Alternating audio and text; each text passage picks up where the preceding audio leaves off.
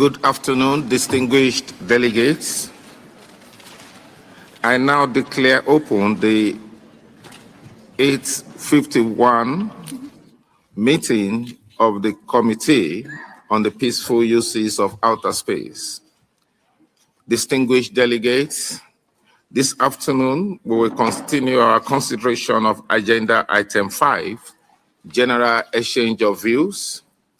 We'll continue and hopefully suspend our consideration of Agenda Item 7, Report of the Scientific and Technical Subcommittee on its 63rd session, pending the work of the Working Group on the long-term sustainability of outer space activities.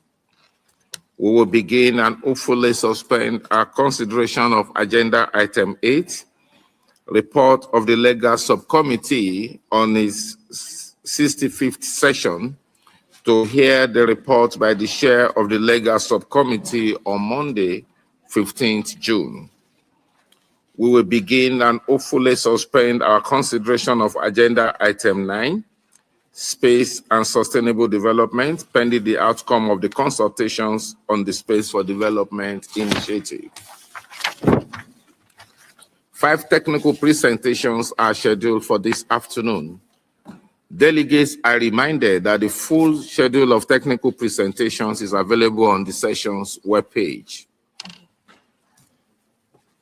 I would like to inform delegations that under the agenda item entitled Other Matters, delegations are invited to provide comments on the proposed program plan of the Office for Outer Space Affairs for 2027 and program performance for 2025 as contained in the document A/81/C. This document is now available on the session's webpage as Conference Room Paper 27 or CRP 27. This follows the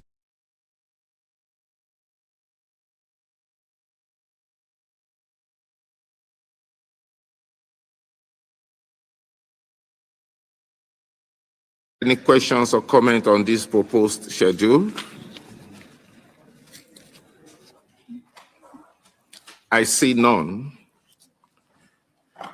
Distinguished delegates, I would now like to continue our consideration of Agenda Item 5, General Exchange of Views. I now turn to the list of speakers. The first speaker on my list is the distinguished representative of Sudan. Please, you have the floor. In the name of God, most compassionate, most merciful. Thank you, Mr. Chair. Mr. Chair, I would like to thank Mr. Rafiq Akram from the Kingdom of Morocco for his successful chairmanship of the 68th session. And I wish to congratulate Mr. Tudor Valenti, the head of the Italian Space Agency, for his election as chair of the 69th session of the committee. We would like to align ourselves with the statements of the Group of 77 in China and the African Group, and I would like to make the following remarks in my national capacity. Mr. Chair, Sudan maintains that exploration and use of outer space should serve the interests of all countries, especially developing and least developed countries, with particular focus on countries in conflict and post-conflict situations. We underscore the importance of equitable and non-discriminatory access to space benefits and the need to address the challenges faced by least developed countries. Mr. Chair,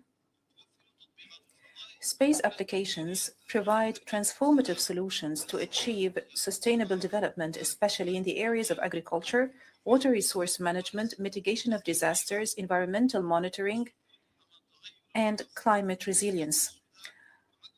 Those tools are considered especially necessary for Sudan to address food security challenges and to narrow the digital gap and deliver our national development priorities aligned with the SDGs, the Space Agenda 2030, and the AU Agenda 2063. My delegation stresses that least developed countries should not be left behind amidst the rapid development in space activities. Thus, we call for strengthening international cooperation, including bilateral, North-South, South-South, and triangular cooperation, while remaining focused on capacity building, technology and knowledge transfer, exchange of best practices, and long-term fellowships. In this context, my delegation solicits support from UNOSA and COPUOS member states, especially developed countries, in Sudan's recovery and reconstruction, including by contributing to the rehabilitation of the National Center for Aerospace Research and the Remote Sensing Authority, providing technical assistance and capacity building, and applying space technology to post-conflict reconstruction, infrastructure development, restoration of agriculture, and environmental rehabilitation.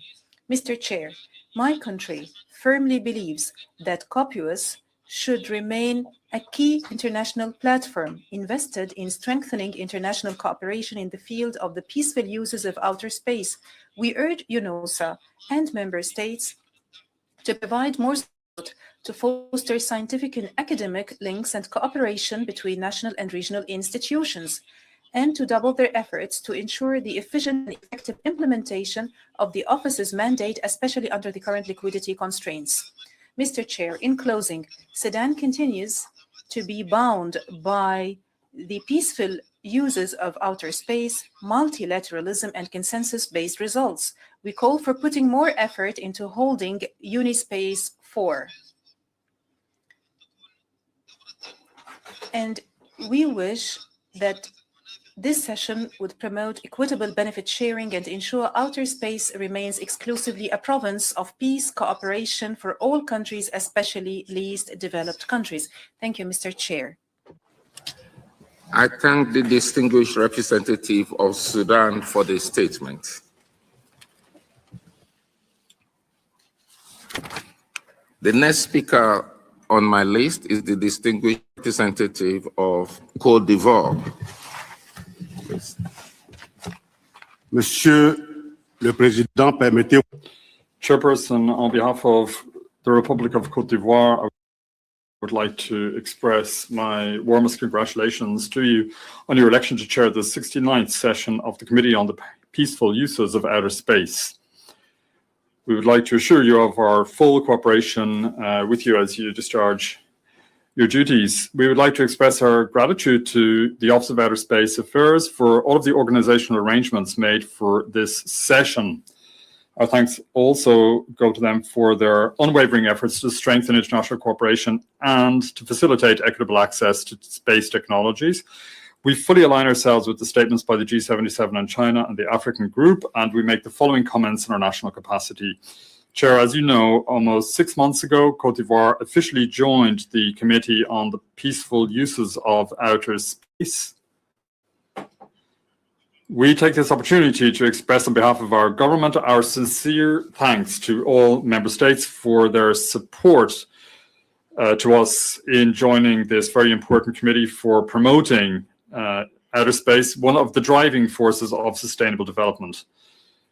We would therefore like to call on those states that have not yet done so to join the COPUOS. We recognize the strategic role of space technologies as a catalyst of sustainable development. With that in mind, on the 4th of June 2025, we adopted a decree on the establishment of the Côte d'Ivoire Space Agency, ASCI. Our new space agency is placed under the auspices of our Ministries of Higher Education and Scientific Research as a public administrative establishment of a scientific and technological nature. Its program activities will contribute to strengthening our national capacities in Earth observation, natural resource management, disaster prevention, and also enhance our telecommunications and meteorological services. ASCI's headquarters will be located at Félix Houphouët-Boigny National Polytechnic Institute in Yamoussoukro. Scientific, technological, and academic activities have already started there with the training of our future space engineers and researchers. I'd like to pay tribute to the fruitful cooperation between Cote d'Ivoire and Tanzania. The Felix Houphouët-Boigny National Polytechnic Institute in Yamoussoukro and the Dar es Salaam Institute of Technology were jointly selected as awardees in the 8th round of the COPUOS program for nanosatellite deployment. I take this opportunity to congratulate the awardees of the 9th round of the program, El Salvador and Thailand.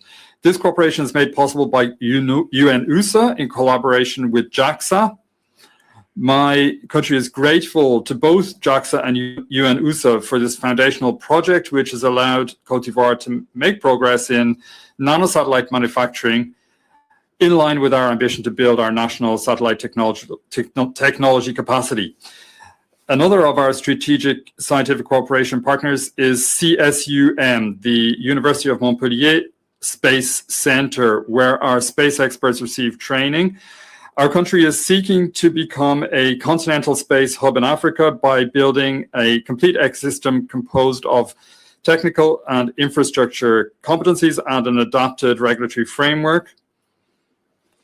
By way of example, we've hosted major events, including the 2nd edition of the New Space Africa Conference in April 2023 and the 1st edition of the African Space Solutions Market, MAS, in May 2025. This year, we will host African experts and experts from all over the planet for the 2nd edition of MAS, which will take place between 7 and 9 July 2026, and Africa Space Expo 2026 Aspects from 24 to 26 September.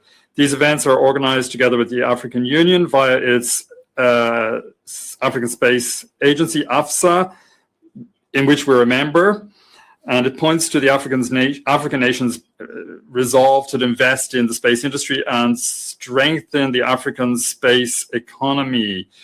Outer space activities therefore occupy a priority place in the policy of my government, which is led by our president, His Excellency President Ouattara. Space is a flagship project for our president, who's fully aware of the benefits of using outer space for our economies. My country is also moving forward with its geospatial national program led by our Geographical and Digital Information Center. It highlights the importance of geospatial data for national planning and resource management. One notable achievement concerns the publication of historic map on land use to combat deforestation and to promote sustainable agricultural practices. So space technology is very important in responding to environmental and agricultural challenges. Chair, delegates, space industry in Cote d'Ivoire is expanding at a fast pace, buoyed by a strong political will and a vision for the future geared towards technological innovation and sustainable development. I'd like to reiterate that we attach great importance to international cooperation, technology transfer.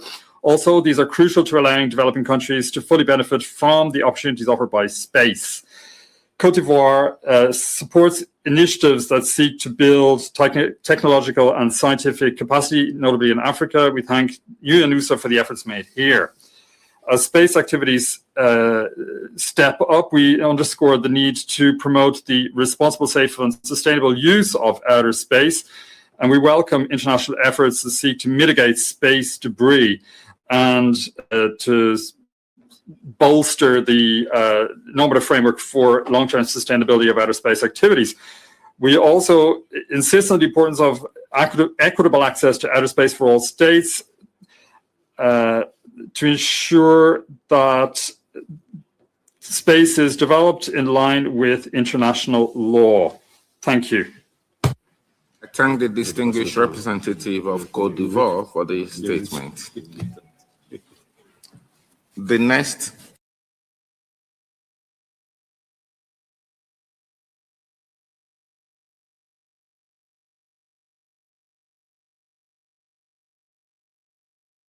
of the Republic of Argentina, I'd like to begin by greeting you and congratulating you upon your election as Vice Chair. Similar congratulations go to the Chair of the committee, and we offer to both of you, to all the officers, our support. We'd also like to thank the Director and Secretariat of the UNOSA and supporting COPUOS as they do so ably and so unwaveringly.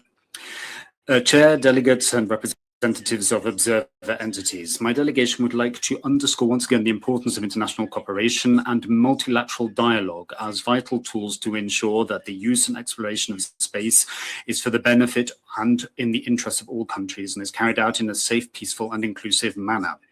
In that understanding, it's important that we spare no effort to avoid an arms race in space.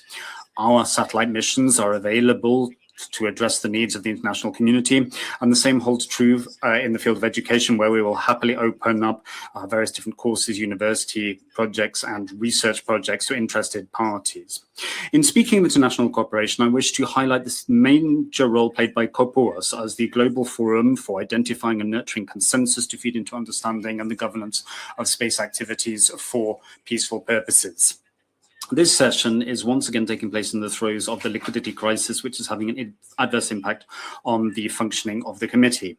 We nonetheless hope that with regard to the agenda that we have for us at this session, which involves decisions on the future of space activities, we will be able to pursue a constructive dialogue inspired as ever by the Vienna spirit. On this point, my delegation would like to once again reiterate the importance of multilingualism in the United Nations. It's a sine qua non for our peaceful and communication understanding between the peoples and a vehicle for diplomacy, inclusive dialogue and understanding. We will continue to participate in the discussions of the working group in the whole and contribute to all debates and discussions in a constructive manner. Vice Chair, Argentina has taken major steps forward this year. The product of a long-running engagement in its space and nuclear spheres. Would like to share with all of you that we participated in the workshop organized jointly by the Working Group on Nuclear Power Sources, part of the STSC, and the IAEA. At that workshop, we shared with participants Argentina's progress and projects in the area of nuclear power sources in space with an eye to future space missions. Our work and research here is the fruit of a joint approach between the public sector, academia and industry. Vice Chair, distinguished delegates. To conclude, my delegation would like to expressly reference that we have disassociated ourselves from the Pact for the Future and the 2030 Agenda for Sustainable Development, which is not a legally binding instrument. For that reason, it cannot be accepted as a benchmark or reference point for our country. In this understanding, to save on speaking time and other points of the agenda, we hope that will be taken as read that this point applies to all other agenda items debated in the plenary, in the working groups, and in all other bodies that will meet and have discussions during this session. And where appropriate, we hope that this point will also be reflected in the minutes or the final report of this session. Thank you very much. I thank the distinguished representative of Argentina for the statement.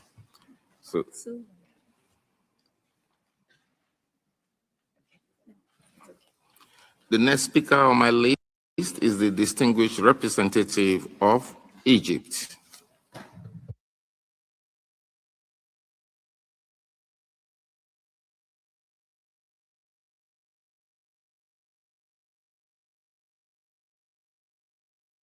You have the floor. Thank you so much, Mr. Chair. Mr. Chair, Egypt fully aligns itself with the statements of the G77 on China, as well as the Africa Group, and would like to make the following remarks in its national capacity. Since the establishment of the Egyptian Space Agency in 2018, Egypt has pursued an ambitious space program aimed at harnessing space science, technology, and applications in support of sustainable development while contributing to space-related cooperation in Africa and the Arab region. Egypt has strengthened its Earth observation capabilities, continuing to coordinate the Africa Development Satellite Project with Kenya, Uganda, Ghana, Sudan, and Nigeria, and it's participating with Bahrain in the development of a lunar hyperspectral camera for China's Chang'e 7 mission, marking an important milestone for Egypt's and Africa participation in lunar exploration. In April 2026, Egypt, Kenya, Uganda successfully launched the ClimateCam payload to the International Space Station, providing a practical example of an African cooperation in space technology, climate monitoring, disaster risk management, and capacity building. The inauguration of the African Space Agency in Cairo represents a major step in consolidating the African cooperation in a peaceful uses of outer space and advancing the objectives of the African Union Agenda 2063. Egypt calls on international partners, including UNUSA, to strengthen cooperation with the African Space Agency through capacity building, technology transfer, and support for African space programs In parallel, Egypt continues to support training opportunities for African specialists, promote inter-Arab cooperation in space technology, including through its role as a chair for the Arab Group for Space Cooperation since November 2023, and encourage public-private partnerships through its technology park in support of the Egyptian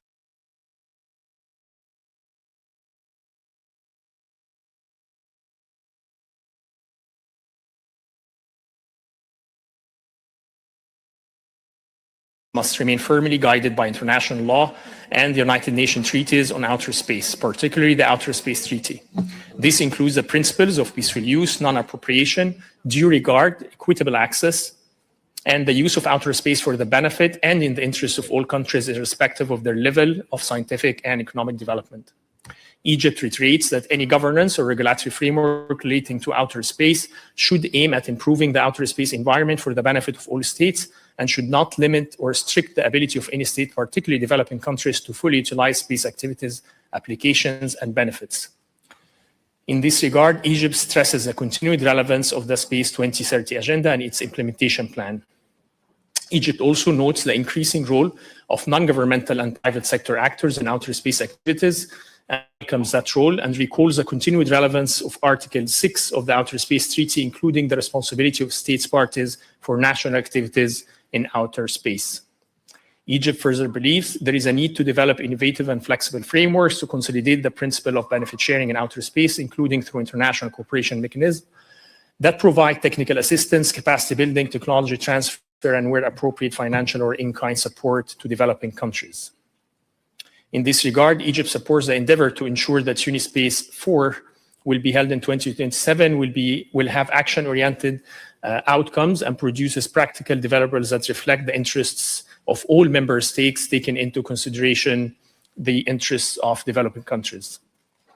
In the same vein, Egypt highlights the initiative entitled Space for Development, International Cooperation and Implementing Benefit Sharing in Space Activities, initiated by the African Group together with Brazil, Iraq, Jordan, Mexico, Pakistan, Panama, and then also supported by Germany, the Dominican Republic, as well as Colombia. This initiative aims to advance a consensual and flexible framework for international cooperation in space activities, including different forms of assistance, and to enhance the sharing of benefits arising from the exploration and the use of outer space. Egypt looks forward to continuation of the consultation of this initiative facilitated by UNOSA and invites all member states to engage constructively in this process. Egypt also stresses that any discussion on the future role and methods of work of the committee must remain consistent with the rules of procedure of the United Nations General Assembly and must preserve the intergovernmental nature of the committee and its subcommittees. I thank you, Mr. Chair. I thank the representative of Egypt for this statement. The next speaker on my list is the distinguished observer for Cambodia. Thank you, Mr. Chair. Mr. Chair, Excellency, distinguished delegates. On behalf of the delegation of the Kingdom of Cambodia, I extend our warmest congratulations on your election to preside over the 69th session of the COPUOS. We are confident that under your capable leadership, the session will achieve fruitful outcomes. My delegation also wish to express our sincere appreciation to the Director of UNOSA, Madame Abdi Hola Maini, and to the Secretariat for their dedication and excellent work in preparing this session. Cambodia is honored to participate in this committee for the second time as an ad hoc observer. Our continued engagement reflects our growing recognition of the transformative role that space science, technology, and application can play in advancing sustainable development and improving the lives of our people. We therefore attach our great importance to the work of this committee as a unique multilateral platform that fosters dialogue, mutual understanding, scientific cooperation, and the peaceful exploration and the use of outer space for the benefit of all countries, irrespective of their level of development. Mr. Chair, as a nation that has experienced profound consequences of conflicts and war, Cambodia remains firmly committed to the principle of peace, cooperation, and multilateralism. We reaffirm our conviction that outer space should remain a peaceful, secure, safe, and sustainable domain dedicated exclusively to the peaceful purpose and the advancement of the humankind. In this regard, Cambodia supports international efforts aimed at promoting responsible behavior in outer space, strengthening transparency, confidence-building measures, and preserving the long-term sustainability of the outer space activity. We believe that cooperation rather than competition must continue to guide our collective endeavor in space. Mr. Chair, the Ministry of Posts and Telecommunications of Cambodia is actively advancing the kingdom digital transformation through the implementation of the digital government policy and other digital initiatives. Building on the progress in digital infrastructure and services, Cambodia increasingly views the space sector as an important driver of the future national development. To support the vision, Cambodia is supporting its first national space policy. As part of this effort, we express our sincere appreciation to UNOSA for its space law technical assistance mission and the workshop that held Cambodia in past March, which provide a valuable guidance for the development of our national space policy as well as legal framework for space activity. At this stage, our primary focus is capacity building and human resource development. We are also undertaking institutional preparations to establish a dedicated national body to coordinate the development of the space sector. In parallel, we continue to engage in regional and international space initiatives, including the KIBO ABC program, which contribute to strengthening knowledge, technical skills, and awareness among our young professionals and future generation. Mr. Chair, Excellency, distinguished delegates, Cambodia highly appreciates the implementation of the Space 2030 agenda and the progress made toward the midterm review and the realization of its objectives. Cambodia also followed with great interest in the committee discussion on the long-term sustainability of the outer space activities, space and sustainable development, space situation awareness, and the use of space application for disaster risk reduction and climate resilience. Finally, Cambodia believes that global space governance must remain inclusive and responsive to the needs of all countries. In this spirit, Cambodia intends to deepen its engagement with the committee and look forward to issue membership in COPUOS in the near future. Thank you, Mr. Chair. I thank the distinguished observer from Cambodia for the statement. The next speaker on my list is the distinguished observer for Moon Village Association. Please, you have the floor. Thank you, Mr. Chair, distinguished delegates. It is an honor for the Moon Village Association as an observer organization to address this session of COPUOS. The MVA delegation extends our sincere congratulations to Professor Valente on his election as chair, and we also thank Director of UNOSA, Dr. Arti Holameni, and her dedicated team for the excellent organization and conduct of this meeting. MVA is the oldest and most comprehensive global organization dedicated to lunar activities, fostering peaceful international cooperation and supporting the work of UN COPUOS.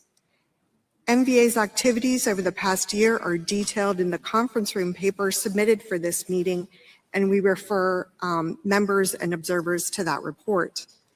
We highlight here 4 of MVA's planned activities in which distinguished delegates, observers, and stakeholders are invited to participate. The 10th Global Moon Village Workshop and Symposium will take place in Bangkok, Thailand on 26th and 27th of October of this year, alongside the Asia Pacific Regional Space Agency Forum and the Thailand Space Expo, making it one of the largest integrated space gatherings in Southeast Asia. The event is hosted by the Geoinformatics and Space Technology Development Agency under Thailand's Ministry of Higher Education, Science, Research, and Innovations. The call for papers and registration are currently open through the MVA website. In addition, MVA, in partnership with the Vernwell Group, is also pleased to announce the Global Expert Group on Sustainable Lunar Activities Symposium as a dedicated moonshot program at the Quantum Innovation Summit in Dubai, UAE, from the 28th to the 30th of September of this year. This will be the first gathering specifically dedicated to exploring the application of quantum technologies to lunar exploration and utilization. And we warmly invite all interested delegates and stakeholders to participate. To further strengthen international cooperation on lunar activities, the Moon Village Association has launched the Moon Village Centers Initiative. These centers are envisioned as world-class facilities dedicated to advancing the MVA's vision and activities while fostering synergies with national priorities, local stakeholders, and the broader international space community. We thank China and Bulgaria for their submissions to this program, and we look forward to receiving proposals and expressions of interest from member states and the wider lunar community.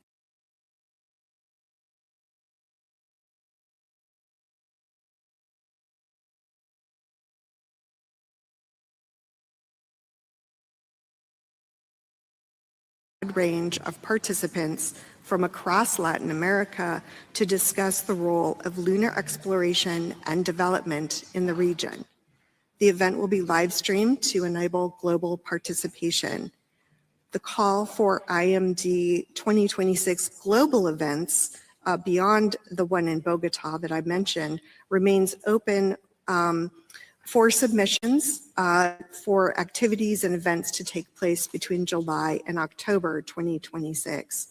Again, we invite all member states, observers, academic institutions, industry representatives, and really all interested stakeholders to join this global celebration by organizing events and outreach activities, either individually or in collaboration with each other. Thank you for your attention. I thank the distinguished observer for the Moon Village Association for the statement. And the next speaker on my list is the distinguished observer for Asia Pacific Space Cooperation Organization. Mr. Chair, Excellencies, distinguished delegates, on behalf of Asia Pacific Space Cooperation Organization, APSCO, I congratulate you on your election as chair of this session. We are confident that under your leadership, the 69th session of the Committee on Peaceful Use of Outer Space will yield meaningful outcomes. We also express our sincere appreciation to the Director of UNWUSA and the Secretariat for their excellent arrangement. In 2025, APSCO continued to advance regional collaboration, technological innovation, and talent development under the guiding principle of openness, inclusiveness, cooperation, and pragmatism. APSCO cooperative projects show steady growth and smooth progress with 3 projects in the space science domain, 4 projects in the space technology development domain, 11 projects in space technology application domain. These projects and their implementation will bring tangible benefits in areas such as food security, climate change, disaster mitigation, and future sustainability, in particular space traffic management. APSCO project Asia Pacific Space Science Observatory has completed 2 observatories and 2 data centers installation in China and Mongolia, and 2 new telescopes will be installed in Pakistan and Thailand this year. APSCO's data sharing service platform project continue to support member states in disaster monitoring, climate assessment, agriculture management, and environmental protection. In 2025, 8 new ESSP application projects were officially launched. Capacity building remains a core priority in 2025. APSCO organized the 6 in-person short-term training programs. The APSCO degree education program continued to grow, with 25 new graduate students admitted this year, bringing the total number of APSCO-trained masters and doctoral students to 385. These activities demonstrate that regional strengths through collective action among our member states generates universal impact for the peaceful use of outer space. Mr. Chair, in 2026, APSCO remains committed to serving its member states and contributing to advancement of space capability in Asia-Pacific region in innovative ways. On May 27 to June 5th, APSCO launched the first high-level administrative training on national space development strategy and commercialization plan across 5 cities, featuring 33 expert lectures, support from 16 leading aerospace enterprises, and a blend of class learning and field visit, which has equipped the participants with comprehensive insights into space ecosystem establishment, especially for emerging commercialization plan, and provide pragmatic solutions for APSCO member states and partners. APSCO is implementing a city mayor training course on space-enabled smart city and digital governance in August. APSCO CubeSat competition summer camp will be held in August. Yesterday, cooperation with the UN Spider Beijing office, Wuhan University, and the UN University Institute for World, Environment and Health has formally launched the 4 to 6 weeks online training course on Earth observation for sustainable development, harness the power of Chinese satellite, available to all users free of charge. One thing worth mentioning is that APSCO, together with the European Space Agency, the African Space Agency, and the Latin American and the Caribbean Space Agency, will host a plenary session with the international regional space agencies at 77 ISA in Antalya on 7 October 2026. Titled Intercontinental View of Space Governance from Regional Space Organization.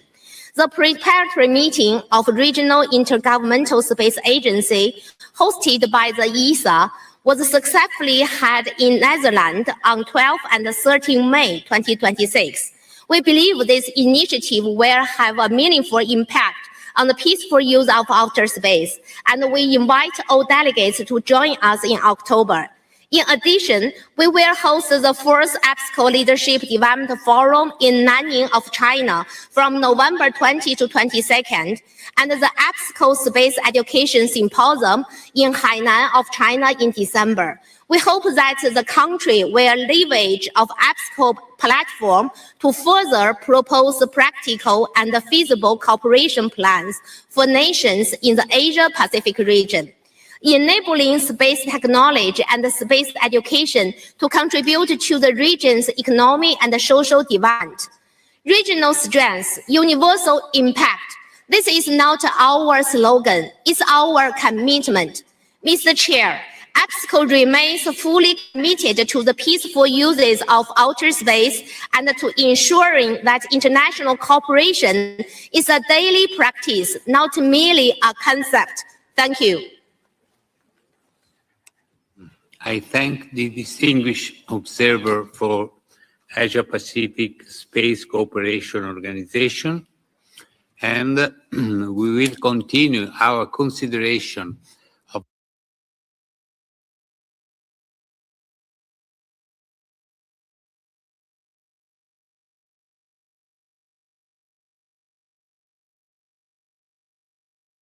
distinguished delegates.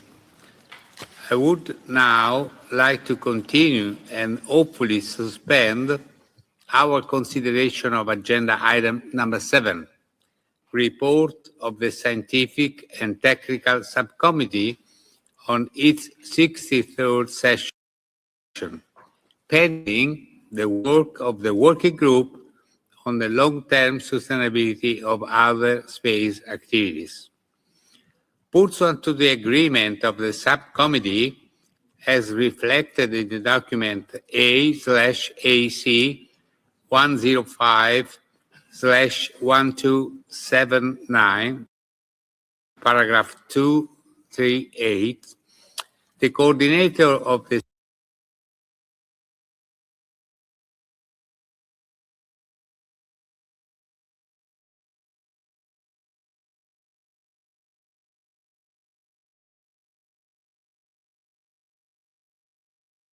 the coordinator of the Space and Global Health Network, Ms. Gesbuller, provide updates of the work of the network to the committee. Please, Mr. Bisri, Hawa Babington Ashai, you have the floor.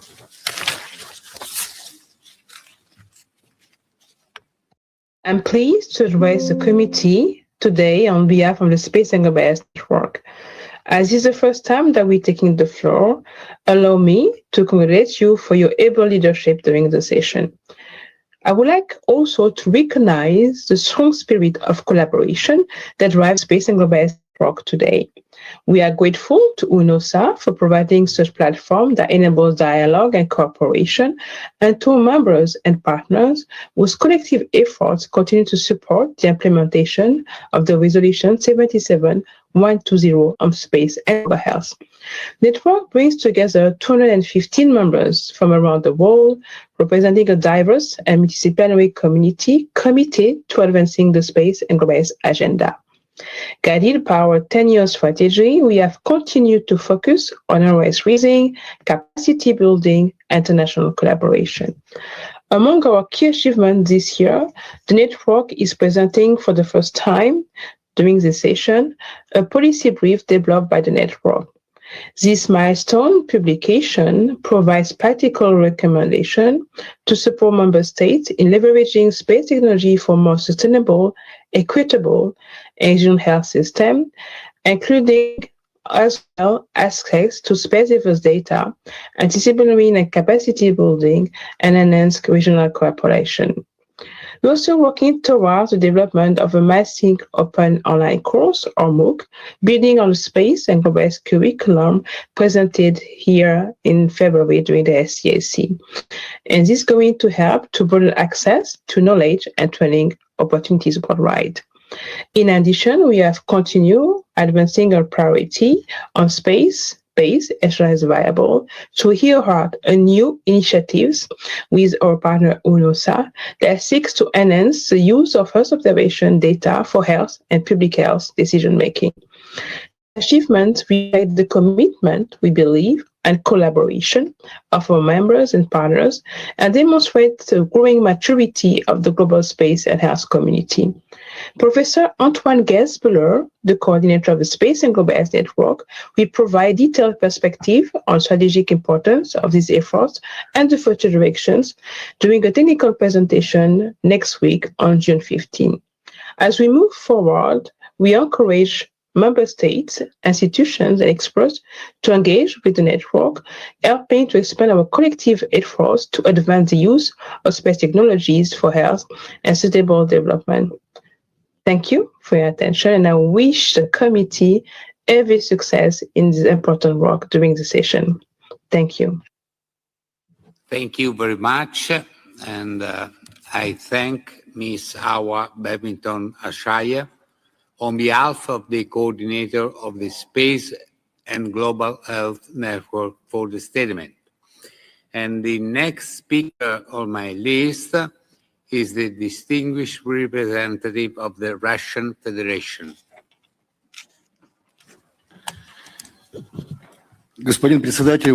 Chairperson, distinguished colleagues, we once again would like to draw your attention to the fact that an Austrian visa has not been issued to our head of delegation. the special coordinator of our foreign ministry on issues related to the use of outer space for peaceful purposes, Sergei Belousko. The politicized motivations here harm the work of this committee and of Vienna as a whole. We would call for Austria to refrain from such practices in the interests of promoting multilateralism. Distinguished Chairperson, the Russian delegation regrets that the STSC failed to adopt a substantive report following its 63rd session. The committee should pay very clear attention to addressing and eliminating the reasons for this. Our view is that the committee and its subcommittees need full and substantive reports that reflect the full spectrum of delegations' views and proposals with respect to the tasks at hand. We believe that reflecting the positions of groups and individual states would increase the practical value of the document. We underscore the need for strictly following the principle of consensus in the work of the committee and its subcommittees. In accordance with established practice dating back 5 decades, this allows member states to reach mutually acceptable decisions.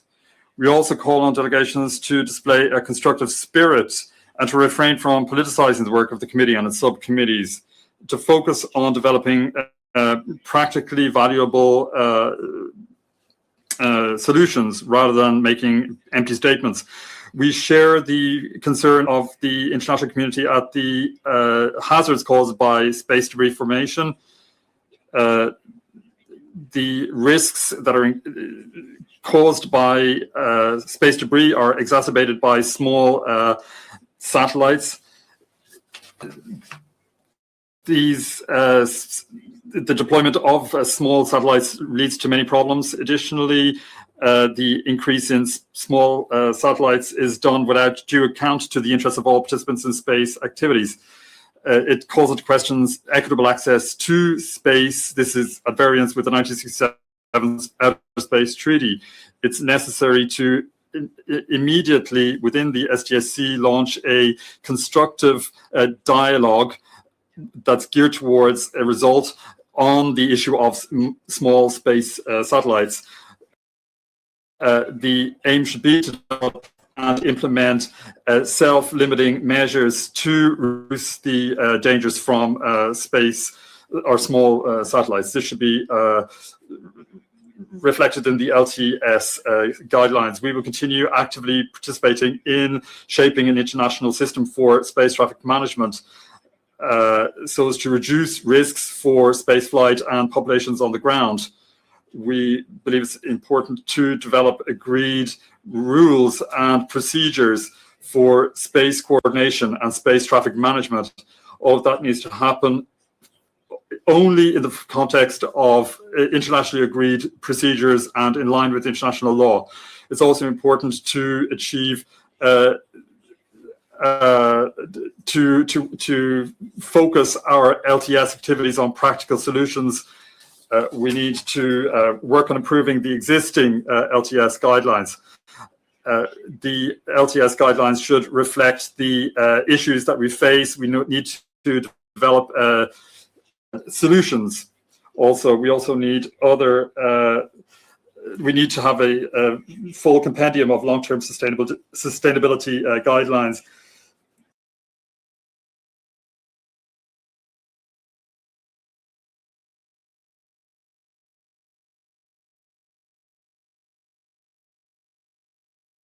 Should continue to be the key platform for discussing all issues related to scientific and technical support for activities in outer space. We need to ensure that the STSC, or rather the committee and its subcommittees, need to preserve that very valuable role. Thank you. Thank you. I thank the distinguished representative of the Russian Federation for the statement. And the next speaker on my list is the distinguished representative of Japan. Distinguished Scientific and Technical Subcommittee as an indispensable forum to advance the peaceful uses of outer space and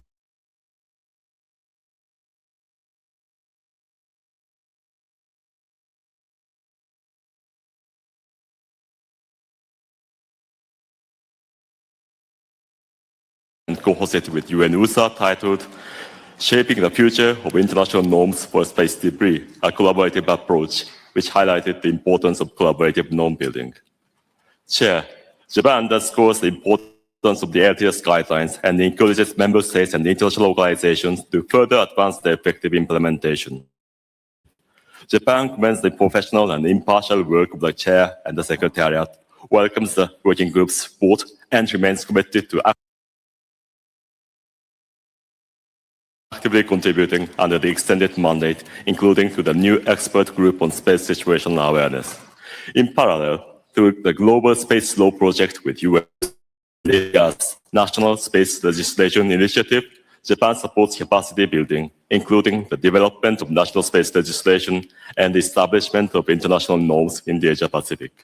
Chair, addressing increasing space debris risk is among the most urgent challenges we are facing today in outer space.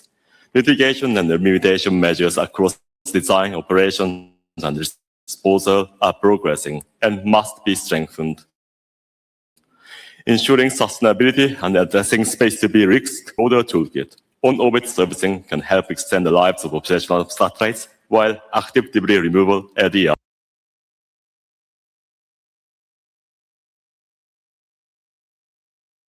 is indispensable for reducing the number of existing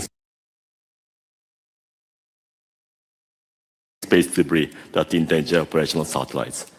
In Japan, Astro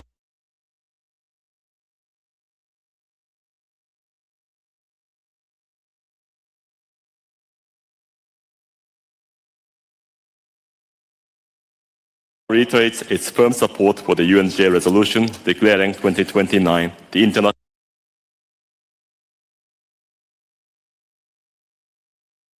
Year of Asteroid Awareness and Planetary Defense.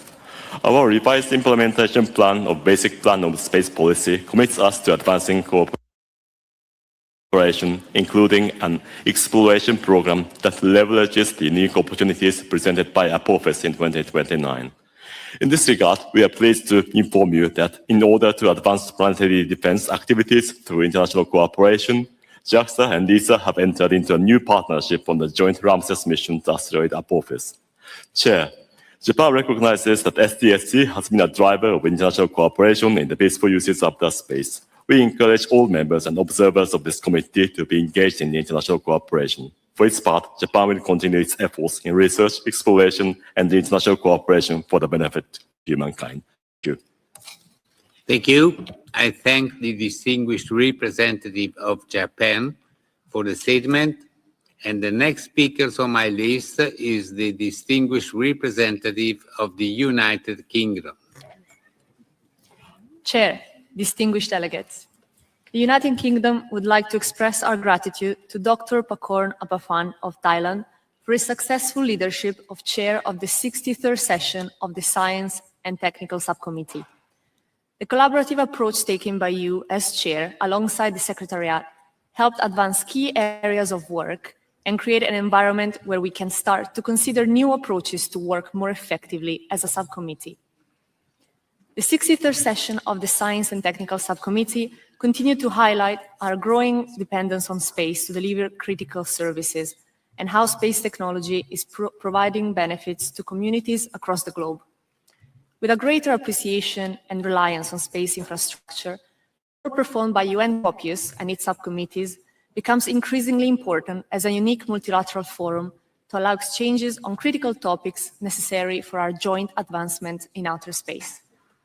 In particular, the United Kingdom has appreciated the significant progress that is being made under the expert group on space situational awareness under the excellent leadership of the United Arab Emirates. The engagement from a wide variety of member states to advance constructively the approach to sharing data, particularly spacecraft operator information, has been particularly pleasing to see.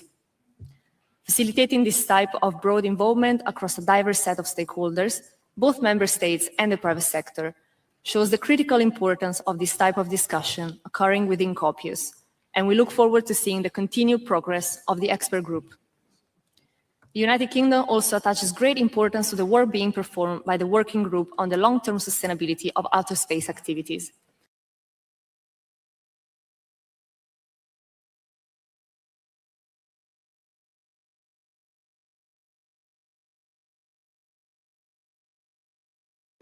Which hopes to facilitate expert discussions on these topics.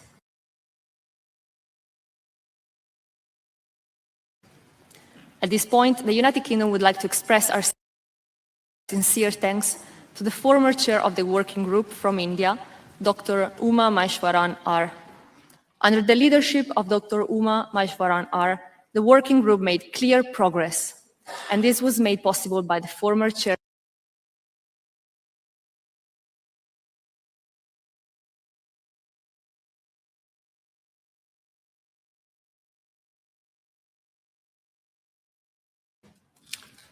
Thank you. I thank the distinguished representative of the United Kingdom for the statement. And the next speakers on my list is the distinguished representative of the Republic of Korea. Mr. Chair, the Republic of Korea would like to first appreciate the chair of the subcommittee and the secretariat for the successful organization of the 63rd session of the Scientific and Technical Subcommittee. Our appreciation also goes to the chair of the working group on the long-term sustainability of outer space activities and to UNUSA for their dedicated efforts throughout the working group's 5-year mandate. We welcome the adoption of its 5-year final report and the decision to extend its mandate for 3 years with the continued leadership of the current chair. In this regard, the Republic of Korea expresses its expectation that this session of the committee will reach agreement on a new work plan for the working group. In addition, we warmly welcome the establishment of the Space Situational Awareness Expert Group and would like to extend our appreciation to the chair for her leadership. We firmly believe that addressing the space debris challenge requires comprehensive international cooperation encompassing observation, data sharing, risk mitigation, and the implementation of international guidelines. As we have nominated qualified national experts for this expert group, we stand ready to contribute to the establishment of an effective international SSA cooperation framework. As part of these efforts, we're pleased to inform this committee that the Republic of Korea has formally commenced the development of its National Space Situational Awareness System, the KSSA, this year.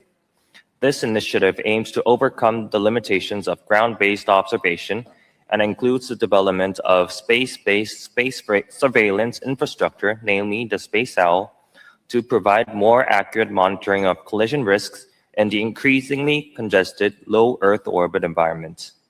Mr. Chair, the Republic of Korea is actively participating in the work of the International Asteroid Warning Network and the Space Mission Planning Advisory Group, contributing to related observation and technology development activities. We welcome the UN General Assembly resolution designating 2029 as the International Year of Planetary Defense, and we stand ready to actively support international efforts ahead of Apophis' close approach. Moreover, as a member of the group of Friends of the Dark and Quiet Sky for Science and Society, the Republic of Korea recognizes the importance of protection of dark and quiet skies. We're supporting international efforts to explore practical mitigation measures to ensure a safe space environment while engaging with space industries, academia, and international community. To conclude, the Republic of Korea remains firmly committed to the work of the Scientific and Technical Subcommittee. We pledge our full cooperation to advance the shared goal of ensuring the long-term sustainability of outer space activities for the benefit of all nations. Thank you. Thank you. I thank the distinguished representative of the Republic of Korea for the statement. And the next speaker on my list is the distinguished representative of France. Merci, Monsieur le Président. Thank you, Chairperson. Chairperson, distinguished delegates, France welcomes the progress that was achieved during the 63rd session of the STSC, and we thank Dr. Pakorn Apafant of Thailand for his effective leadership. We would like to mention our priorities regarding some of the key points from the discussions of last February. Firstly, I'd like to thank the chair of the working group on the long-term sustainability of outer space activities, Mr. Uma Maheshwaran, for the work done over the past years. We wish his successor, Mr. Govri Sankar, every success. We will continue actively participating in the work of the working group. The issues at hand are more critical than ever. France welcomes a 3-year extension of the LTS working group's term, and we call for rapid completion of the work program that will guide our endeavours through to 2029. We also wish to welcome the progress achieved by the working group on MPS in outer space, following the agreement of its work plan last year. The discussions took place in the framework of the work plan for 2024 to 2028, and we welcome the work of the chair, Leopold Sommerer. We also call on the members of the committee to continue their efforts to pursue the highest possible standards of safety, security, and non-proliferation by working together with this group. The joint seminar held with the IAEA last Tuesday was an excellent example of the relevance of COPUOS' work, conducted in perfect synergy with the private and public space corporations. We welcome the remarkably fruitful first few months of the work of the group of experts on space situational awareness. We thank the chair for her commitment and energy during the September Space Summit. We will be building on the work undertaken and bringing high-level political impetus to the sustainability of space activities and space traffic coordination. Chair, I'd like to reiterate the importance that France attaches as one of the founders of the LTS working group to the long-term sustainability of space activities. We therefore welcome the prospects of the Unispace 4 conference, which will give new momentum to the work of this committee. Thank you. I thank the distinguished representative of France for the statement. And the next speakers on my list is the distinguished representative of Canada. Thank you, Chair. Canada would like to express its gratitude to the Chair of the Scientific and Technical Subcommittee, Dr. Pakorn Apathan of Thailand, for his leadership in steering a productive session that tackled many important issues. Regarding the Long-Term Sustainability Working Group, we commend the former Chair, Dr. Uma Maheshwaran, for his dedicated leadership and the tireless work of the Secretariat over the past years. We are particularly grateful for his efforts in advancing the work of the working group, including the preparation of a draft work plan for its extension. We welcome the new chair, Dr. Gauri Sankar, and look forward to his leadership. We encourage member states to work constructively to come to an agreement to advance the substantive work. In particular, Canada supports the proposal to hold focused discussions around thematic areas identified in the report, recognizing the resource and time constraints of many delegations, including our own. With the growing challenges to the long-term sustainability of the outer space environment and increasing dialogue on space sustainability across several forums, this will ensure the important discussion continues within UN COPUOS and will support its role as the central UN body for discussions on the peaceful uses of outer space. Chair, we welcome the ongoing work under the Space Situational Awareness Expert Group, and we wish to express our thanks to the chair for her work and proactive approach. We are pleased to see the recognition of the growing challenges posed by congestion and debris, and the emphasis on collective solutions grounded in transparency, coordination, and information sharing. Canada is of the view that the survey and the extracted recommendations are a solid start to this conversation. We believe this cooperative approach is essential to maintaining the safety and sustainability of the space environment. We also wish to recognize the important efforts on COPUOS working methods being led under the SDSC Working Group of the Whole, and will address these under our future role and methods of work statement during this session. Finally, Canada is continuing to actively participate in the work of the Action Team on Lunar Activities consultations and looks forward to the development of a clear set of recommendations. We welcome the collaborative and inclusive nature of this process, which supports shared understanding as lunar activities continue to expand. We commend the co-chairs for their thoughtful stewardship and effective leadership in guiding the important work of the Action Team. We also thank delegations that shared their planned lunar activities during the last year for the constructive and inclusive dialogue, and look forward to continuing these fruitful exchanges and results-oriented deliberations in the upcoming meetings. Thank you. I thank the distinguished representative of Canada for the statement. And the next speaker on my list is the distinguished representative of Italy. Thank you, Chair. Mr. Chair, Italy commends the work of the Chair of the Scientific and Technical Subcommittee, as well as all delegations and the Secretariat, for the successful conduct of the session under particularly challenging circumstances. Italy reaffirmed its strong support for the Scientific and Technical Subcommittee as the principal technical forum of the COPUOS for advancing international cooperation and promoting the safe, sustainable, and responsible use of outer space. Italy welcomes the report of the Working Group of the long-term sustainability of outer space activities and support the decision to continue its work under the current chair, Dr. Govisankar from ISRO. We encourage all delegations to engage constructively and with flexibility in order to reach consensus on a new work plan and ensure continuity in the implementation of the LTS guidelines. Italy also actively contributes to the work of the expert group on space situation awareness and welcomes the significant progress achieved since its establishment. We support the ongoing development of practical recommendations aimed at enhancing transparency, safety, and international coordination in space activities. In this regard, Italy welcomes the briefing on the United Satellite Operators Contact Hub and considers that a distributed data sharing architecture represents the most appropriate approach for strengthening international coordination while preserving the autonomy, responsibility, and operational capabilities of participating actors. Italy also wished to highlight the growing importance of preserving dark and quiet skies as an emerging issue at the intersection of space sustainability, scientific research, and the common heritage of humankind. We support maintaining this topic on the agenda of the Scientific and Technical Subcommittee and encourage continued expert-driven discussions aimed at balancing the benefit of expanding space activities with the protection of astronomical observations and the night sky for science and society. Italy remains committed to working constructively with all delegations to strengthen the scientific and technical foundations of international space governance and to ensure that outer space activities continue to be conducted in a safe, sustainable, and cooperative manner for the benefit of present and future generations.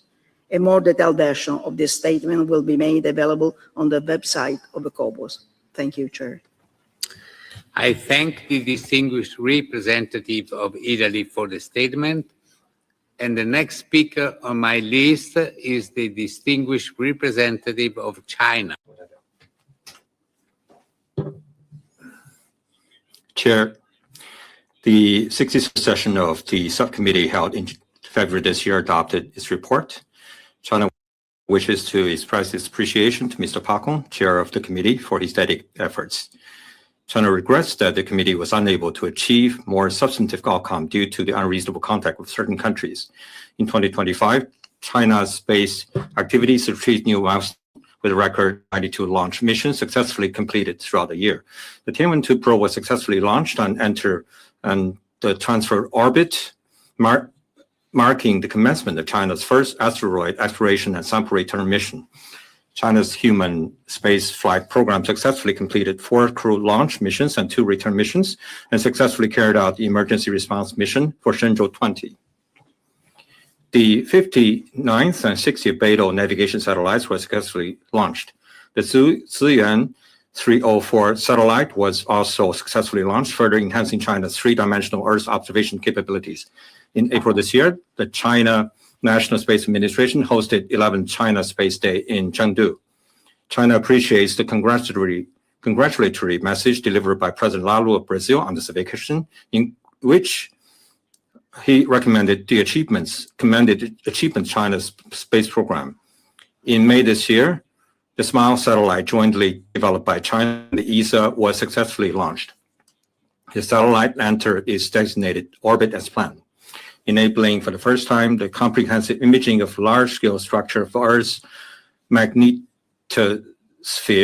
and providing an innovative observational tool for advancing our understanding of the interaction between the solar wind and the Earth's magnetosphere. In the second half of this year, China will launch the Chang'e 7 lunar probe chair.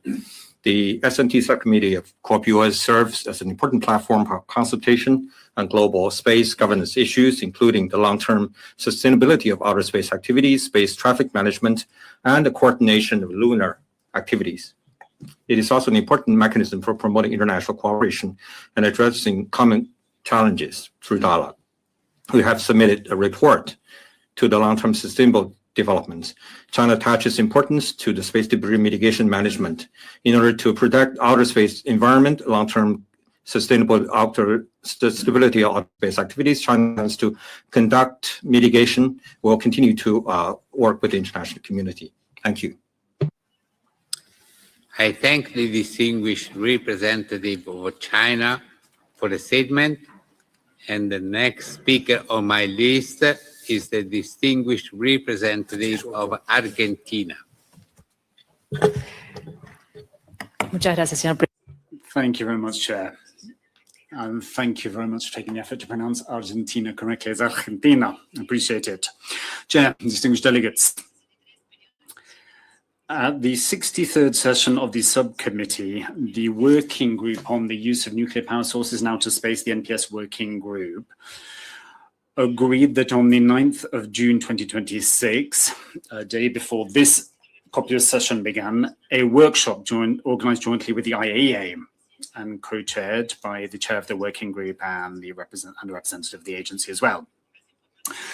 That date having been and gone, we're delighted to be able to share with you that Argentina participated in said workshop with a delegation comprising representatives of the public sector and the private sector, including from industry, in the context of an interinstitutional initiative of national scale. Our country has a decades-long experience in the development of complex projects in both the space and nuclear sectors. On that basis, in a move spearheaded by the Ministry of Foreign Affairs, in 2025, we set up an interinstitutional group bringing together stakeholders from the public and private sector, covering both sectors, nuclear and space, for the purposes of further embedding and consolidating national capacity for the supply of energy to future cislunar and deep space missions where solar energy is not a viable source.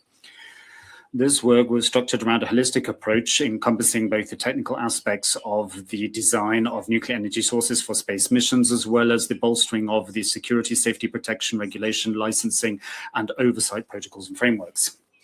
In that understanding, we are currently studying specific use cases of nuclear electric propulsion using radioisotope thermoelectric generators, radiovoltaic batteries for CubeSats in deep space, and radioisotope heating units for guaranteeing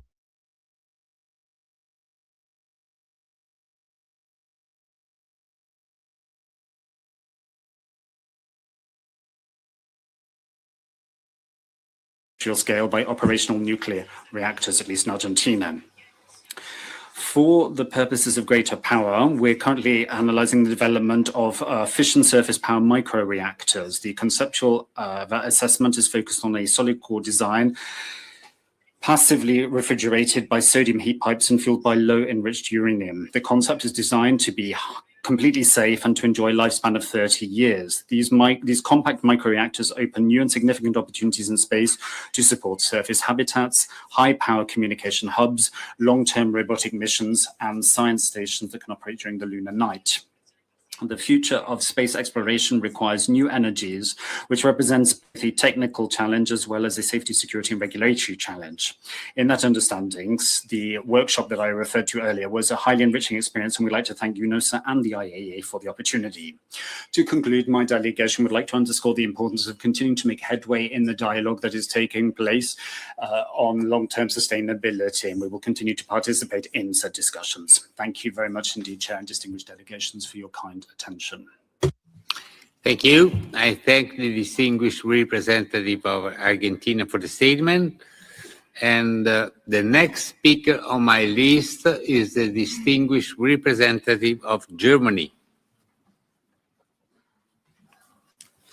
Thank you, Mr. Chair. Distinguished delegates. We congratulate Mr. Pakorn Apathan of Thailand for his able leadership as chair of the STSC this year. He managed to guide us to a successful outcome despite challenging circumstances, and he did so with great compassion and humor. Mr. Chair, every year for the past years, we have seen an increase in the number of objects in outer space, especially in low Earth orbit. As the benefits of space become greater, so do the challenges to navigate the space environment in a safe and sustainable manner. It is therefore important that our work at COPUOS supports the long-term sustainability of outer space activities and that we can achieve meaningful progress on this goal at this session of the committee. The LTS working group was very close to adopting its new work plan at the STSC session earlier this year. And we consider it crucial that we can get it over the finish line here at COPUOS. Germany welcomes that expert-based working methods are contained in the current draft. We also support capacity building and international cooperation as important elements of the new work plan. We hope that our discussions over the next days will lead to a successful adoption of the new work plan. And we look towards the guidance of our new chair, Mr. Gofri Sankar of India, to help us get. We also want to take this opportunity to express our sincere appreciation to Mr. Uma Maheshwaran of India for his successful leadership of the LTS working group over the past years. The new expert group on space situational awareness has met the high expectations member states have placed onto it, as it has conducted a survey on SSA information exchange amongst the nominated experts.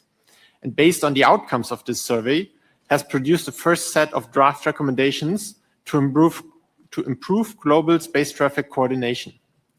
We also welcome that UNUSA aims to facilitate quick coordination among operators and SSA providers in the event of a critical conjunction through the establishment of a dedicated point of contact hub. We look forward to a fruitful and productive discussion on these important issues under the leadership of our chair, Ms. Fatima Al-Shamsi of the United Arab Emirates. Finally, we welcome the joint workshop of the NPS Working Group and the International Atomic Energy Agency, IAEA, on the future of nuclear power source applications in outer space that was held earlier this week. The workshop played an important role in ensuring the safe use of nuclear power sources in outer space, as more and more plans arise to use NPS for deep space missions to further explore our solar system. We support the continued exchange of information among member states on this important issue. Mr. Chair, distinguished delegates, thank you for your kind attention.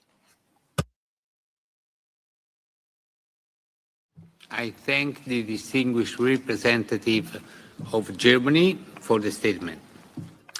Before suspending our consideration of agenda item number 7, having heard the report of the chair of the subcommittee, I would like to seek the committee's agreement on actions relating to recurring documents and reporting under this agenda item. There are 3 actions. The first one concerns the invitation to member states to submit annual reports on their space activity. Do I take it that the committee recommends that the Secretariat continue to invite member states to submit annual reports on their space activities? Any objection?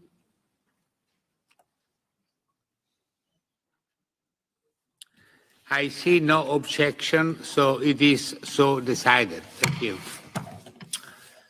Second action relates to the reports and research on space debris. Do I take it that the committee agrees that member states and international organizations having permanent observer status with the committee should continue to be invited to provide reports on research on space debris, the safety of space objects with nuclear power sources on board, problems related to the collision of such space objects with space debris, and the ways in which debris mitigation guidelines were being implemented. Are there any objections? I see no objection, so it is so decided. And thirdly, in relation to the observer for ITU presenting an annual report concerning the contribution of ITU to the peaceful use of outer space, including the use of a geostationary satellite orbit and other orbits, do I take it that the committee invited ITU to continue to submit the annual report of the Radio Communication Bureau of ITU on the use of geostationary satellite orbit and other orbits to the subcommittee? Are there any objection on that?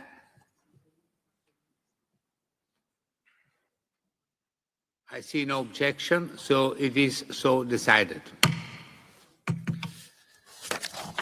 Now, distinguished delegates, I would like to begin our consideration on agenda item number 8, report of the legal subcommittees on its 65th session.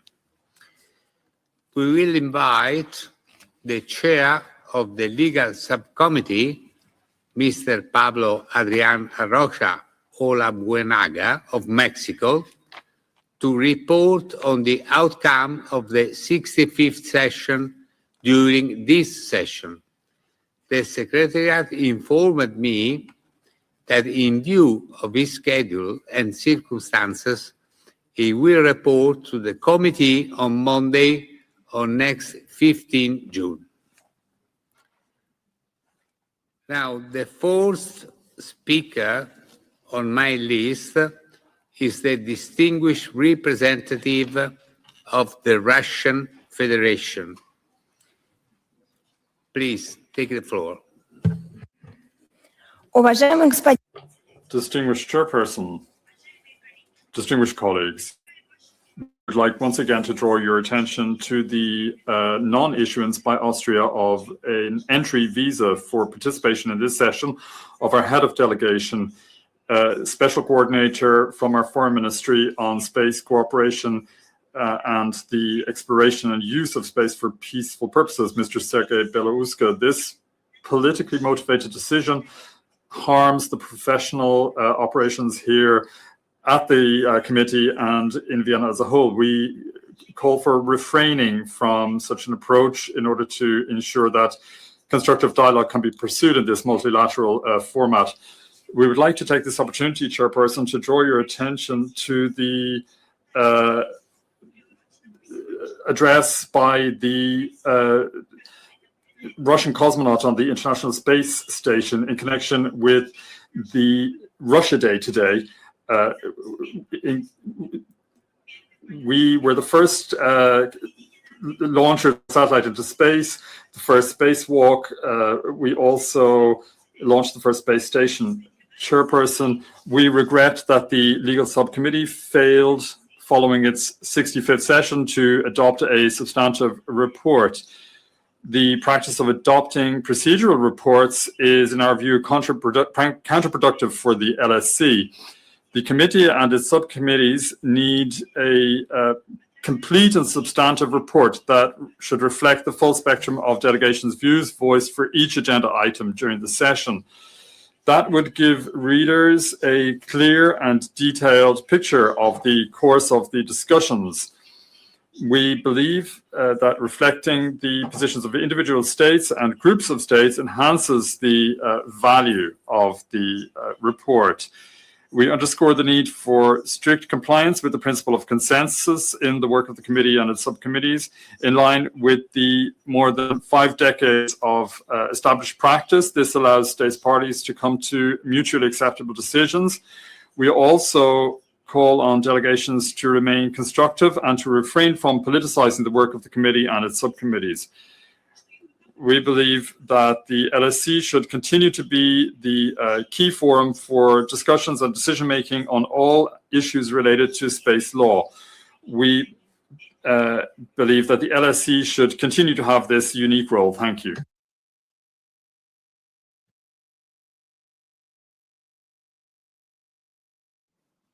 Thank you.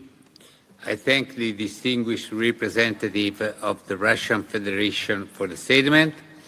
And the next speaker on my list is the distinguished representative of Japan. Chair, distinguished delegates, Japan places considerable importance on the legal subcommittee as it provides a unique platform to discuss various legal aspects of the peaceful exploration and use of outer space.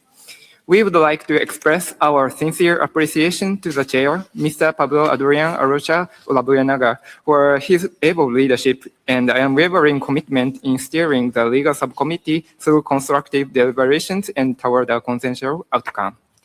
Chair, Japan believes that the development of international rules and norms governing activities related to the exploration, extraction, and utilization of space resources would greatly contribute to the long-term sustainability of future space exploration activities. To this end, Japan remains actively engaged in discussions on an initial draft set of recommended principles for space resource activities within the working group on legal aspects of space resource activities under the able leadership of its chair, Mr. Stephen Freeland, and its vice chair, Mr. Ayman Ahmed. We remain firmly committed to advancing the work of the working group and to achieving a meaningful outcome through intensive and constructive discussions by 2027 in accordance with the work plan set out in the mandate.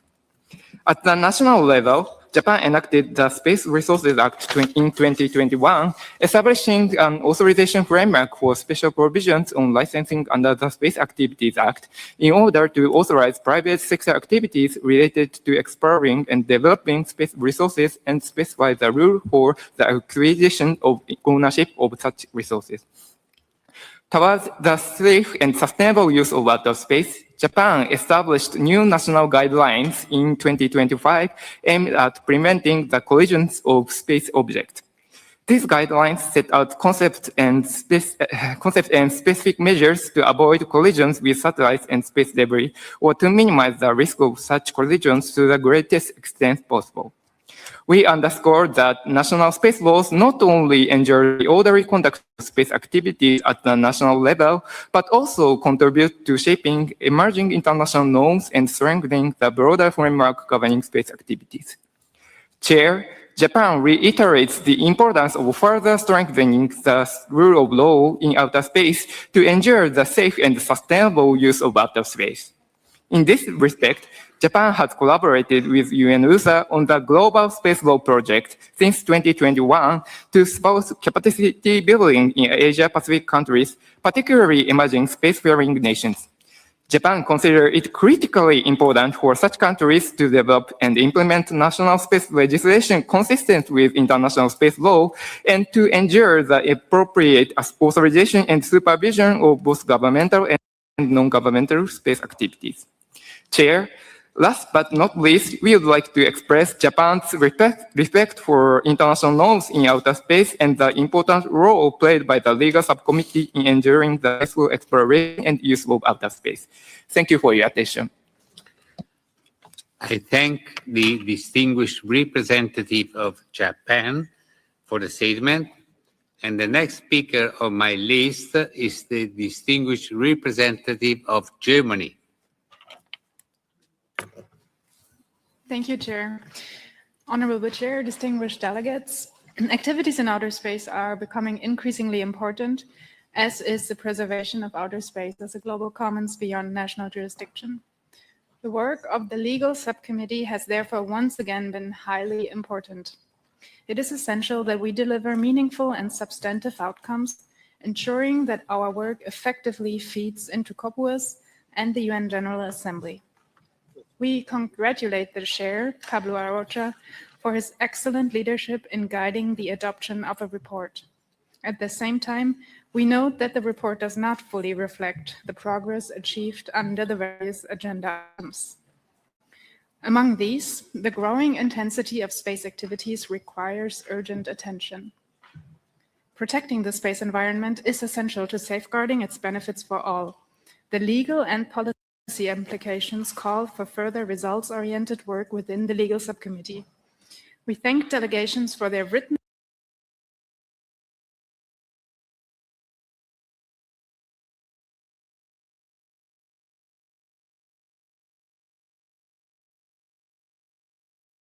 We urge the committee to continue the information collection on legal and policy aspects of space traffic that was agreed last year, and to task the Secretariat with analyzing the contributions to identify appropriate next steps.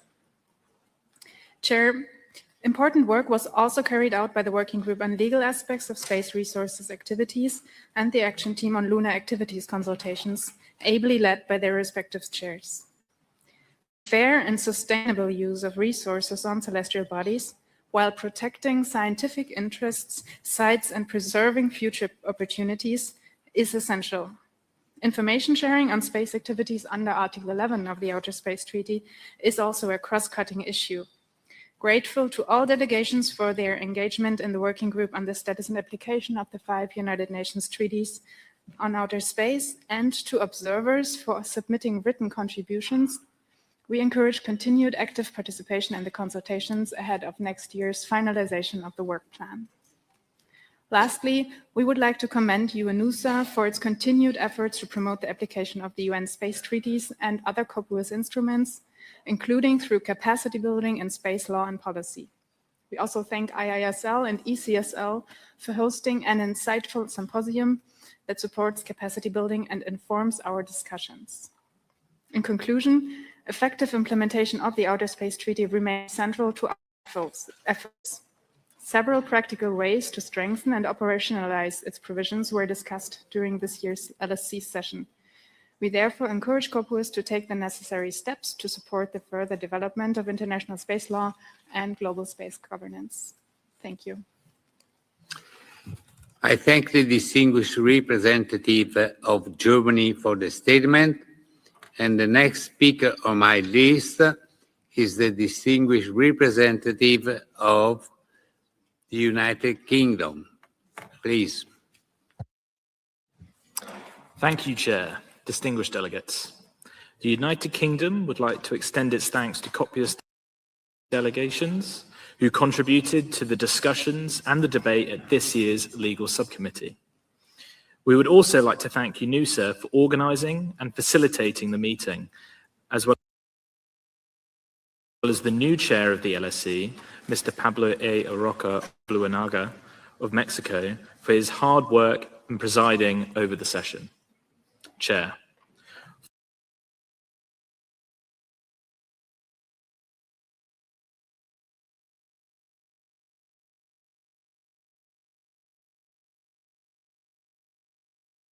And expertise of the working group's chair, Stephen Freeland, and the vice chair, Dr. Ayman Ahmed, who have done so much to progress the work of the working group. The UK supports the proposal from the chair to develop a new draft of the principles based on where consensus can be identified, and the UK would encourage all member states to show flexibility.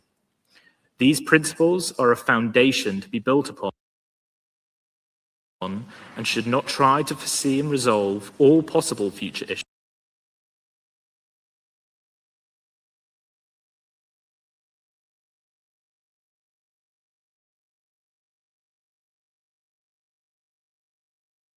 Clarity to enable exploration and science missions around the unique environments found in space, such as the Moon.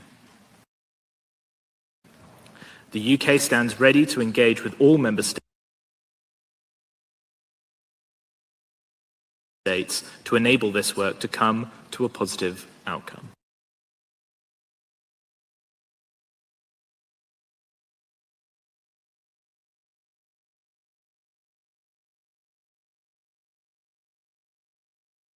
Of the OST. The UK sees This work is vitally important for fostering greater information sharing on space activities, which is paramount to ensuring a sustainable space environment. Finally, Chair, the UK welcomes the views of all member states at COPUOS,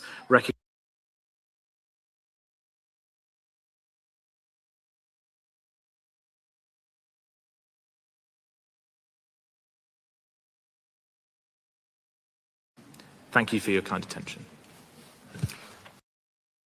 I thank the distinguished representative of the United Kingdom for the statement.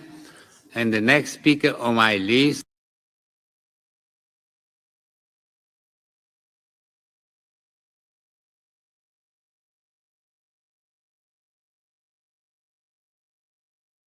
Chair of the subcommittee and the Secretariat for the successful organization of the 65th session of the Legal Subcommittee.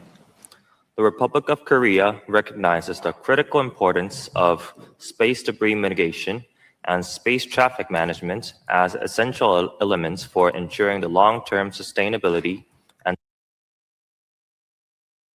safety of outer space activities. In this vein, we are actively pursuing both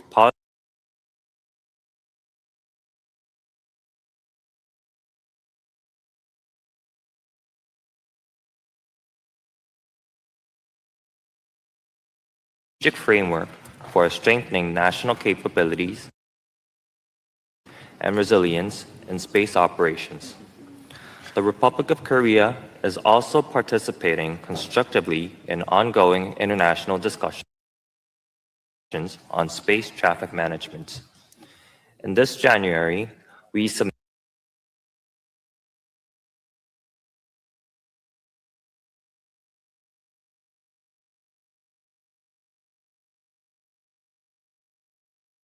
this year.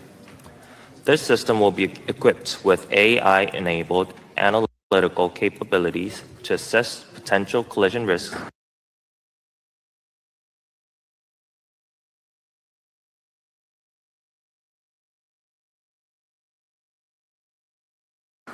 detect abnormal operation patterns,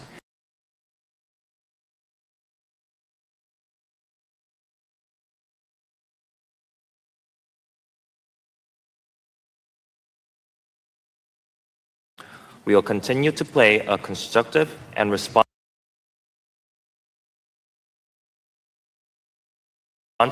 responsible role in advancing discussions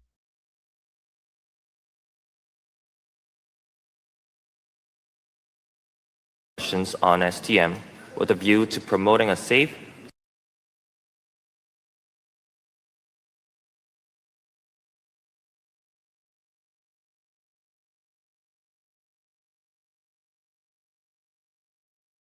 Brazil. Thank you, Chair. Brazil has asked for the floor on this agenda item on the report of the Legal Subcommittee on its 65th session, but would like to note that our remarks also apply to agenda item 7, concerning the report of the Scientific and Technical Subcommittee on its 63rd session. We wish to thank this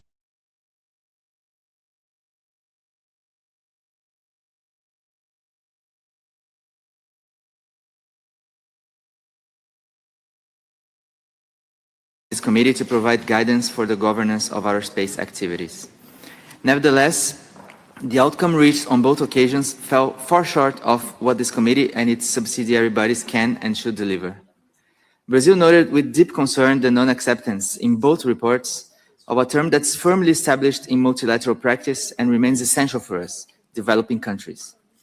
Removing this term from our reports will not resolve existing technological asymmetries, disparities in space capabilities, unequal access to outer space, or gaps in scientific and technical knowledge.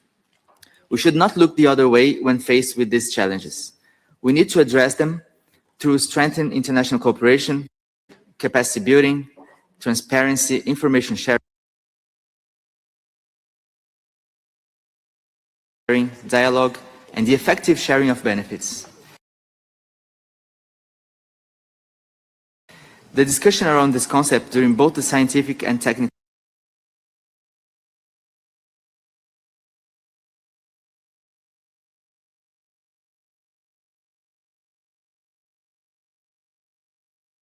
words on language that has long served to recognize concrete inequalities in access, capacity, and participation.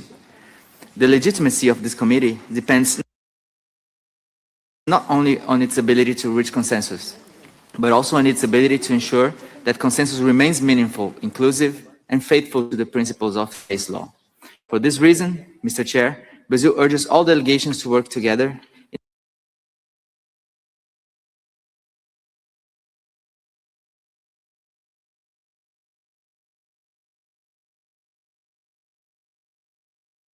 Thank the distinguished representative of Brazil for the statement, and the next speaker on my list is the distinguished representative of Canada.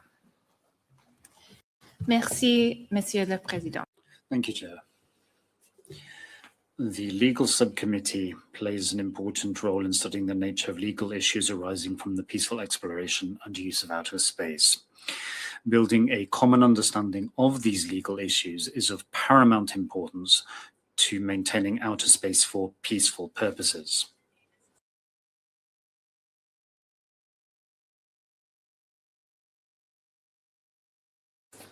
This year's session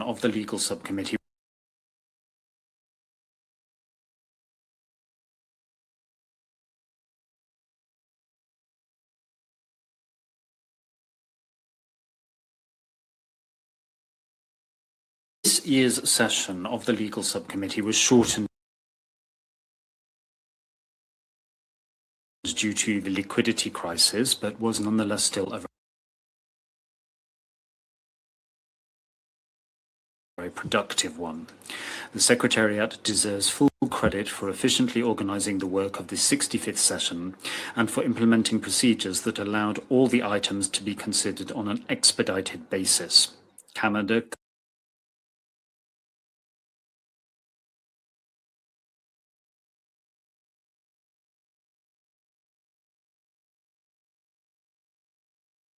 Important legal issues for space exploration today are 1, space traffic, 2, space resources, and 3, space debris. These are the issues the Legal Subcommittee should devote its resources towards addressing in future sessions. The Working Group on Legal Aspects of Space Resource Activities made further progress on the initial draft set of principles relating to space resource activities over several formal and informal meetings. The active participation of many delegations was a promising sign.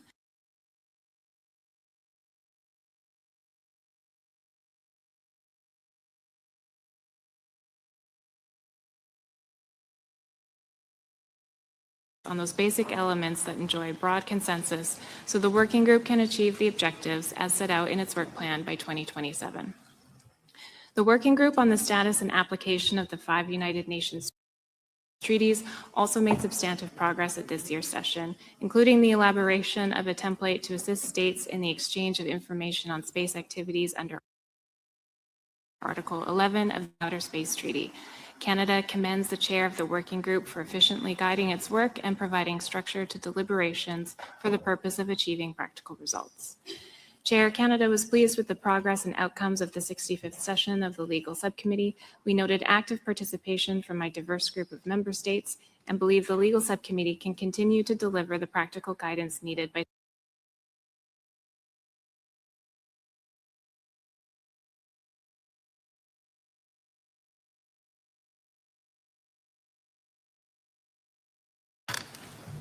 Thank you, Mr. Chair. Distinguished delegates. Italy reaffirms its full support for the Legal Subcommittee and its efforts to strengthen the international legal framework governing the safe, sustainable, and cooperative use of outer space. Italy continues to underscore the enduring relevance of the United Nations treaties on outer space, which remain the cornerstone of the peaceful exploration and use of outer space and the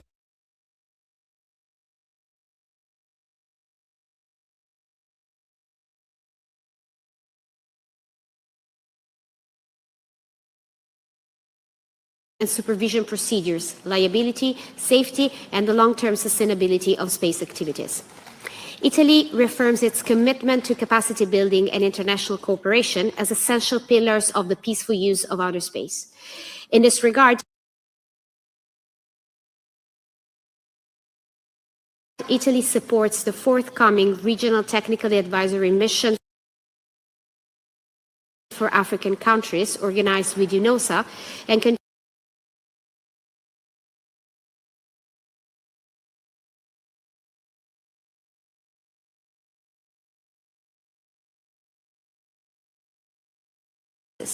the procedural arrangements adopted for the report of the 65th session should be regarded as an exceptional response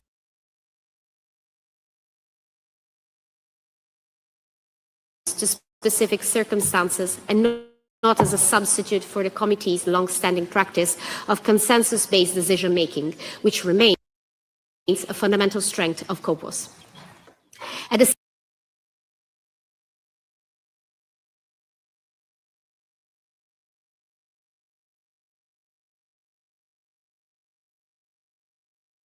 the progress achieved within the working group on the status and application of the 5 United Nations treaties on outer space, as well as the work on a volunteer template for the submission of information article under Article 11 of the Outer Space Treaty. With regard to space resources, Italy supports continued efforts toward an initial set of recommended principles and remain committed to achieving broad convergence by 2027. Italy also welcomes ongoing discussions on the legal and policy aspects of space traffic and the progress achieved within the Action Team on Lunar Activities Consultation ATLAC. Mr. Chair, Italy remains firmly committed to supporting the legal subcommittee as the principal multilateral forum for the progressive development and clarification of international space law and looks forward to continuing its constructive engagement with all member states. I thank you for your attention.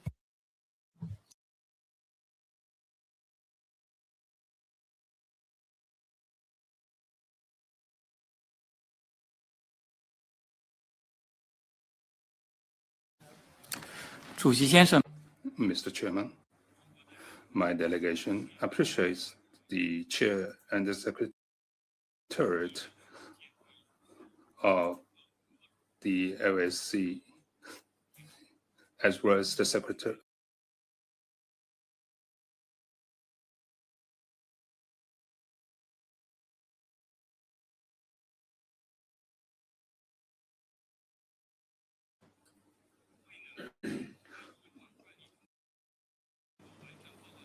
The fundamental reason for the failure to adopt a full report as per established practice lies in the abuse by one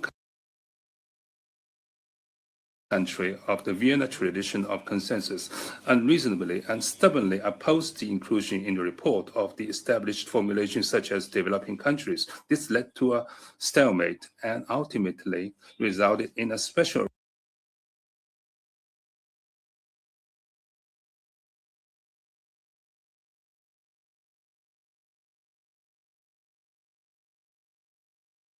Declaration on International Cooperation in the Exploration and Use of Outer Space for the benefit and in the interest of all states, taking into particular account the needs of developing countries, clearly states in the preamble that international cooperation in the exploration and use of outer space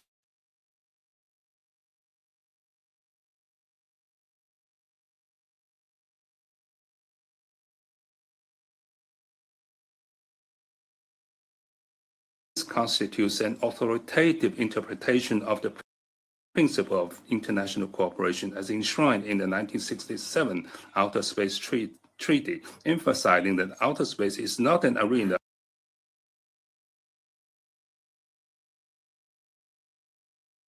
for competition among a few major spacefaring countries, but an undertaking open to all countries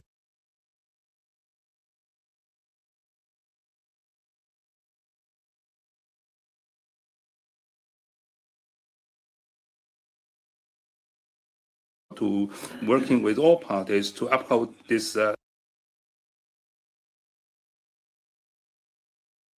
established consensus and resist the politicized abuse of the consensus procedure and preserve the true spirit of Vienna.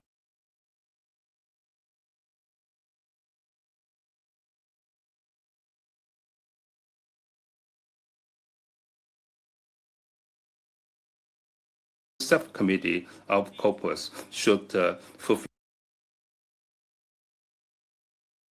its mandate by focusing its discussion on legal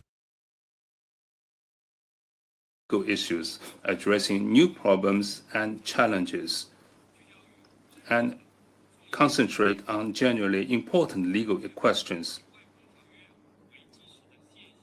so as to the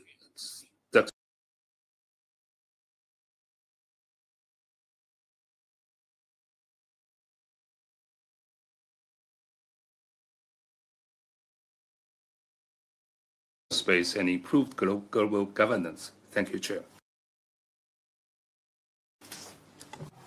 I thank the distinguished representative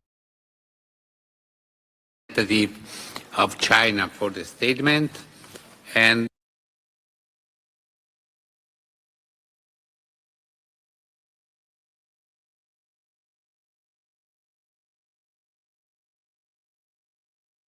heightened global uncertainty and increasing pressures on the multilateral system. Against this backdrop, South Africa reaffirmed its steadfast commitment to multilateralism, international solidarity, and cooperation as the cornerstone of the governance of outer space. We underscore the indispensable role of the Legal Subcommittee in advancing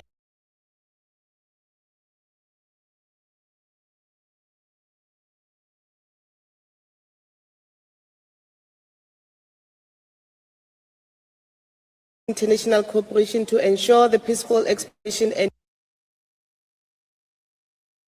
use of outer space for the benefit of present and future generations. As we convene for the 69th session of the committee,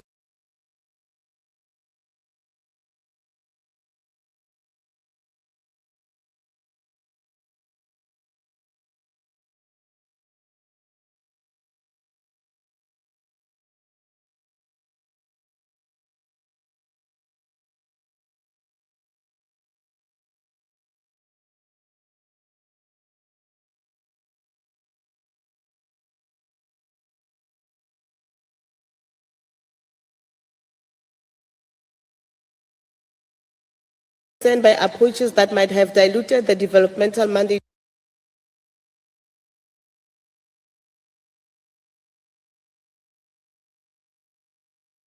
of the committee, thereby its inclusive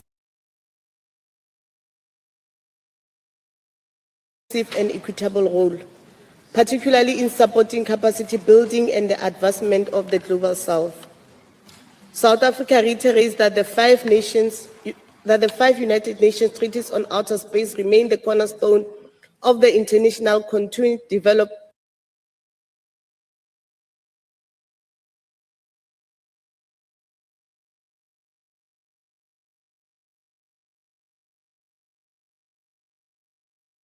and contribute to the common benefit of humankind.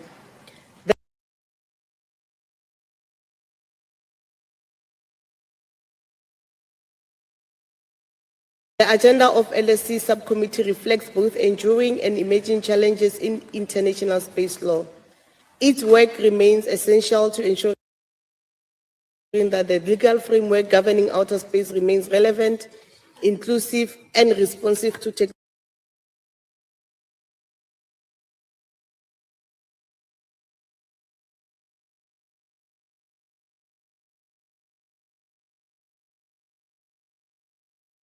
Is testimony to the interest that is being generated each year by this exciting competition. 5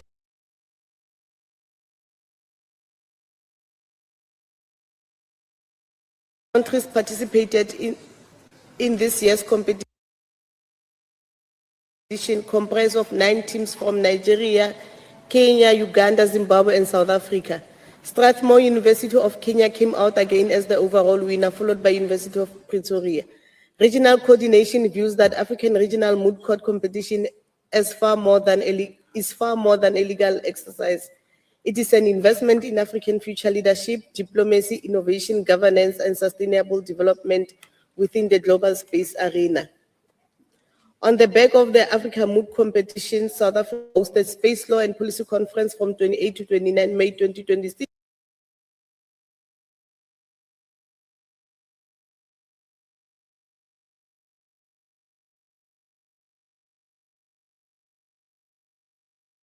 National frameworks, developing national policies, and increasingly participating in global conversations relating to the governance, sustainability, commercialization, and peaceful uses of outer space.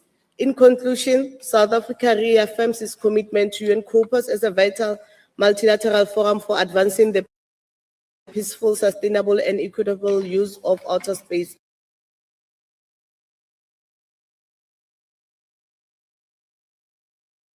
Guided by our resolve to multilateralism, we will continue to advocate for space as a domain of peace and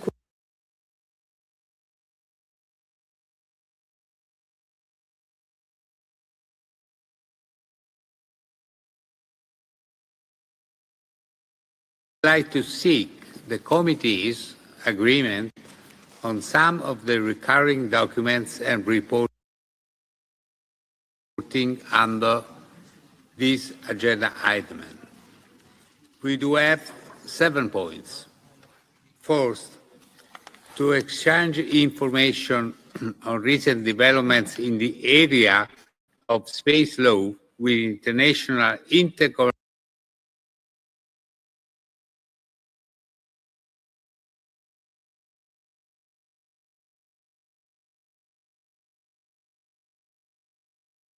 development in the area of space law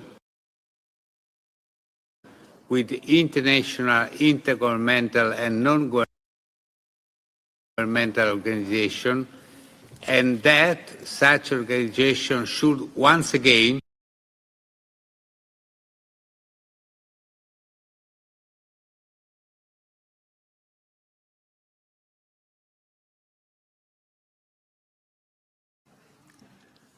I see no objection, so it is so decided. Second, in relation to the Directory of Educational Opportunities in Space Law that the Office for Outer Space Affairs produces each year, do I take it that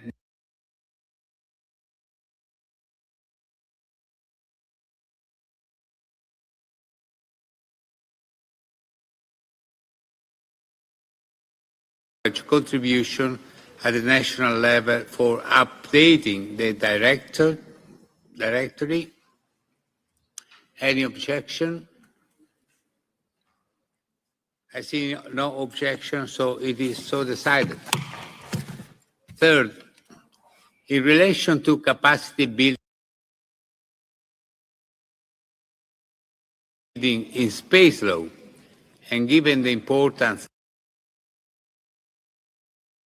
emphasized by many delegates on this matter, do I take it that the committee recommends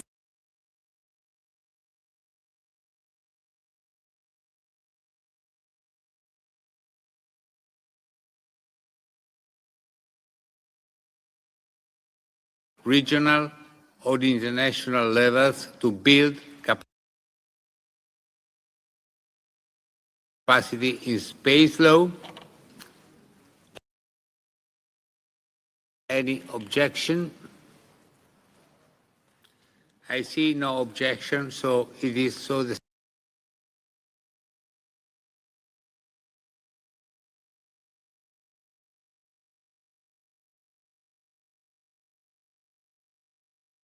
I take it that the committee encourages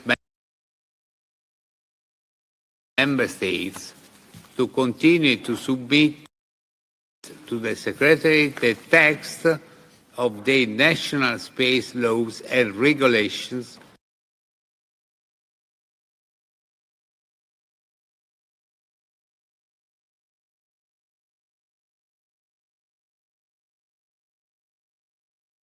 decided. Fifth,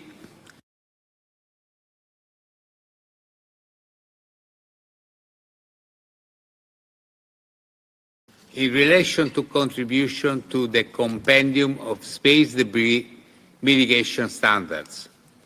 Do I take it that the committee agrees that states members of the United Nations and international intergovernmental organization having permanent observer status with a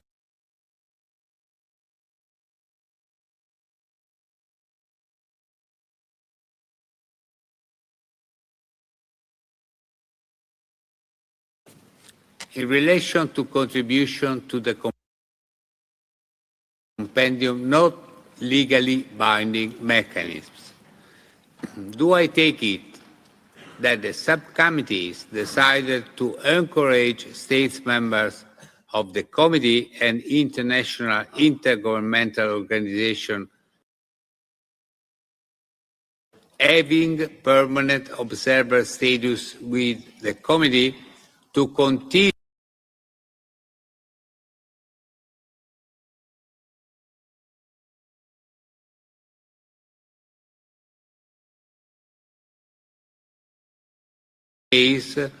and to share information on their practices related to such instruments? Any objection? I see no objection, so it is so decided.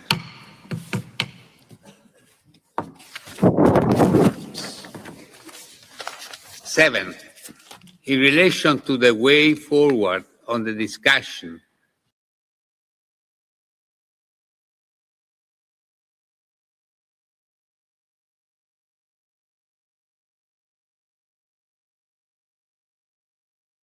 and policy aspects of space traffic management, the Secretariat should continue to collect information from member states and permanent observers on the relevant regulation, policies, best practices and requirements at national and regional level, including for the identification of existing international norms and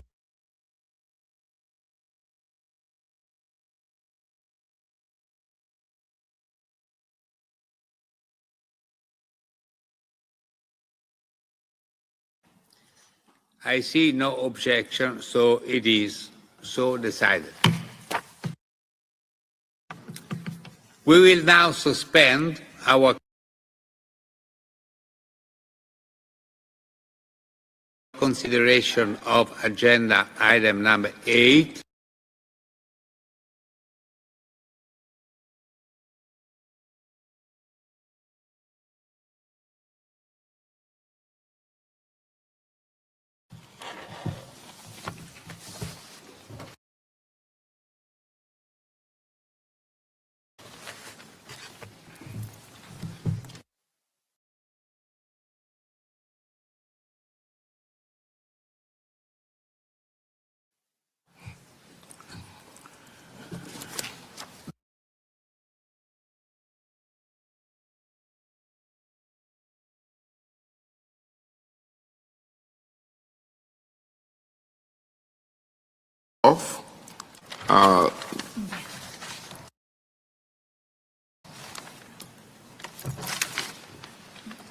Of India on behalf of Group of 77 and China. Thank you. You have the floor, please. Mr. Chair, I have the honor to deliver this abbreviated version of the statement.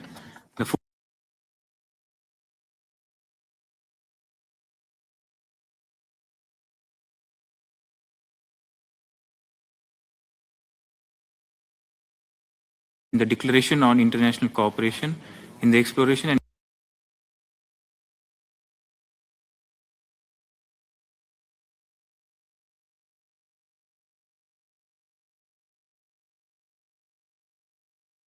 in the space. 1. universal and equal access to outer space for all countries without discrimination, regardless of their level of scientific, technical, and economic development. 2. The equitable and rational use of the outer space for the benefit and in the interests of all humankind. 3. The principle of non-appropriation of outer space, including the moon and other celestial bodies by any means. 4. International cooperation in the development of space activities. The group further reiterates the need to address current challenges and fully consolidate aspirations of developing countries on peaceful uses of outer space, including strengthening international cooperation, availing equitable access, and sharing the benefits of outer space activities for all humankind.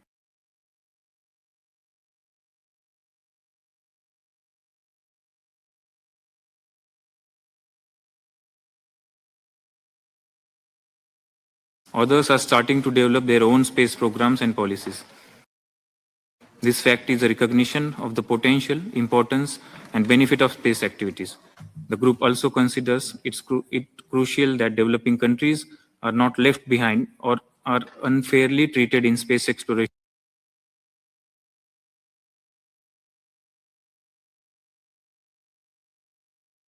efforts. In this connection, it is imperative to intensify the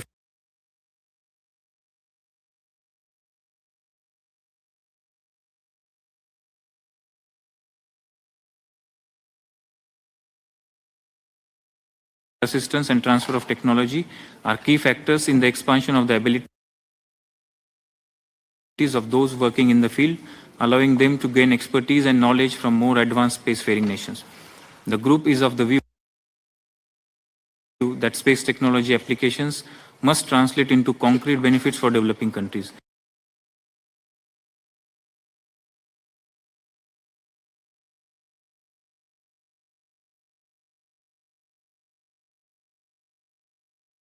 Cooperation, including by addressing challenges and obstacles, in particular those that hinder such cooperation, particularly in developing countries. The group also encourages the Secretariat to further its efforts in this regard as per GA Resolution 80.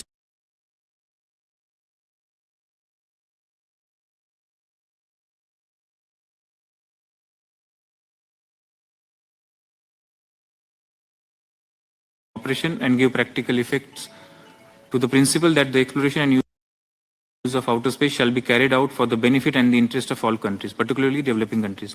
The group regards this initiative as a constructive and timely contribution to the implementation of the committee mandate as well as relevant international instruments on international cooperation in space sector.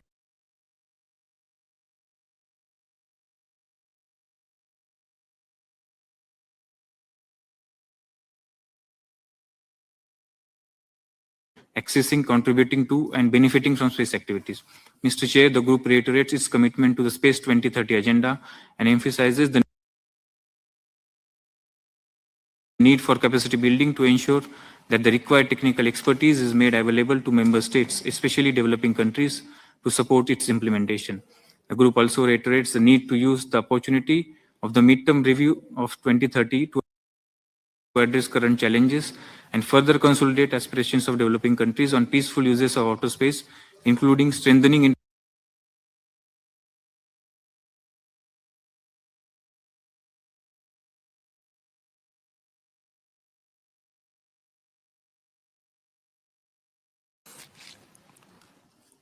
India for this statement. The next speaker on our list is the distinguished representative of Egypt on behalf of the African Group. You have the floor. Thank you so much, Mr. Chair. Mr. Chair, the African Group underscores that the exploration and use of outer space must be carried out exclusively for peaceful purposes and for the benefit and the interests of all countries, irrespective of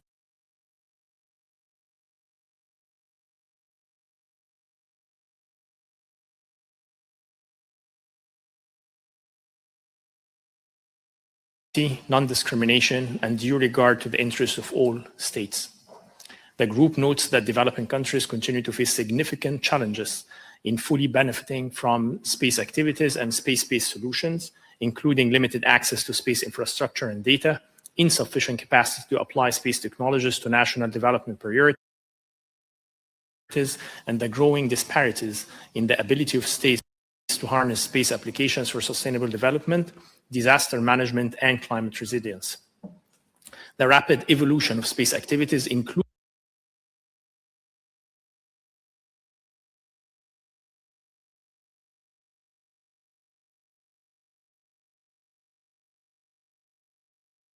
widening the technological and capacity gap between developed and emerging spacefaring nations, if not addressed through inclusive and equitable international cooperation.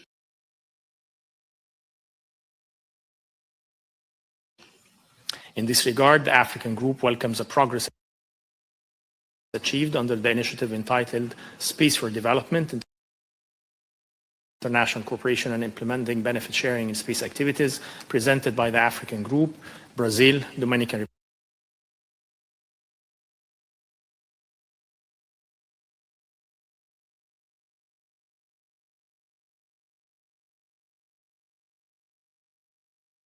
and the development of a questionnaire to support a comprehensive gap analysis of current and future benefits, opportunities, evolving needs and challenges, particularly for developing countries. The group appreciates the comments and input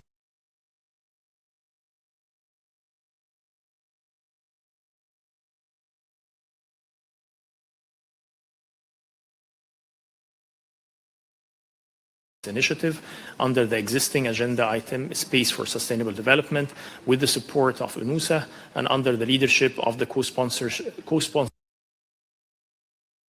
member states. These consultations should continue intersessionally and on the margins of the committee and its subcommittees with a view to preparing a needs-responsive, equitable, flexible framework for voluntary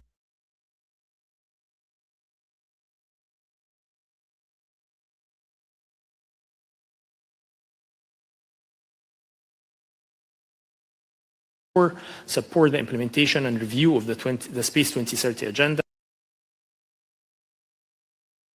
and be reflected in the report of COPUOS in 2027.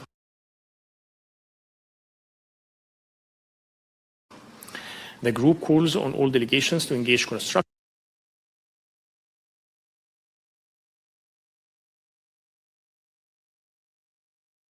in an initiative in order to advance a more inclusive and sustainable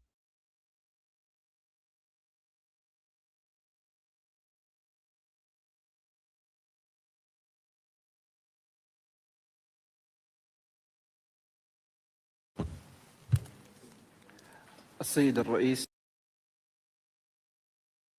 السادة الوفود الموقرة. Your Excellencies, ladies and gentlemen, Mr. Chair, outer space is no longer a distant frontier for scientific exploration alone. It has become a vital extension of humanity's present and future, a growing pillar of global economy, sustainable development, and societal resilience, from communications and navigation to climate monitoring, resource management, and disaster response. Space-based services have become an integral part of the infrastructure upon which nations rely to advance prosperity and strengthen their capacity to address rapidly evolving challenges. As the global economy has reached about $630 billion in 2030, with projections that it could reach up to $1.8 trillion by 2035, there is a clear need to preserve outer space as a shared domain that enables development, supports innovation, and opens expanding opportunities for all countries and peoples.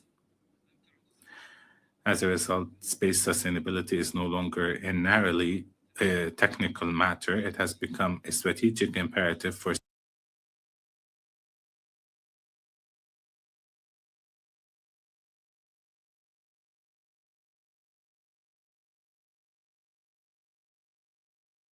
infrastructure and the continuity of vital services that depend on space. Addressing this challenge requires a collective shift from recognizing the scale of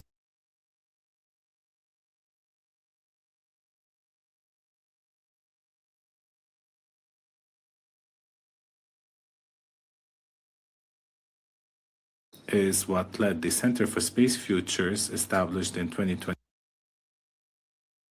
through a partnership between the Saudi Space Agency and the World Economic Forum to issue its report entitled Clear Orbit, Secure Future, a call to action on space debris on the margin of the Space Debris Conference 2026.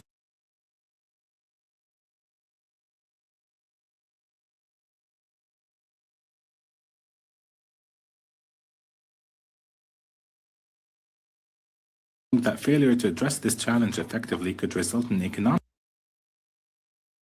cost ranging between 25.8 and 42.3 billion US dollars over the next decade.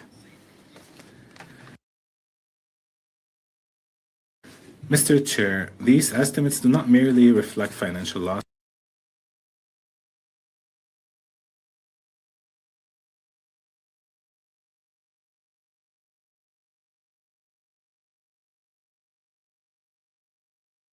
Protect and sustain development on Earth. The more fragile the orbital environment becomes, the more vulnerable become the services that underpin modern economies and societies. Guided with this conviction, the Kingdom of Saudi Arabia reiterates its calls to strengthen international cooperation and intensify multilateral action to ensure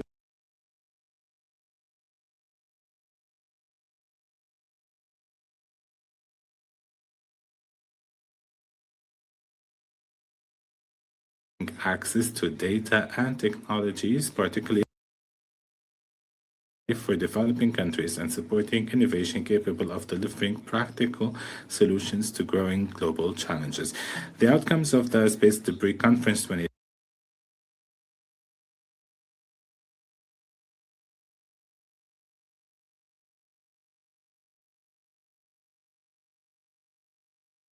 marks deeper research and industrial partnerships, viable economic initiatives or incentives, and shared approaches to understanding risks whose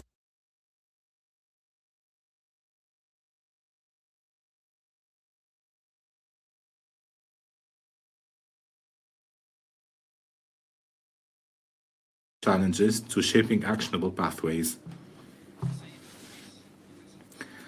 Mr. Chair, preserving the sustainability of outer space is a common and shared responsibility that requires political will, effective governance, institutional cooperation, and sustained investment in knowledge and innovation.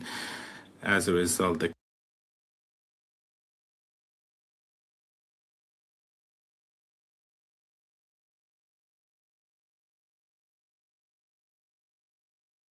contributor to it rather than a source of risks that undermine it. Thank you. Yeah, I thank the distinguished representative of Saudi Arabia for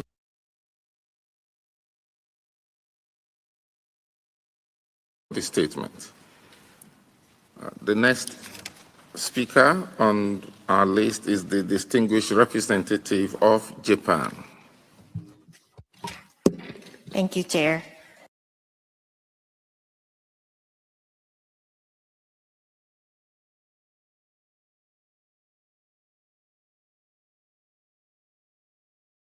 And comprehensive agenda item.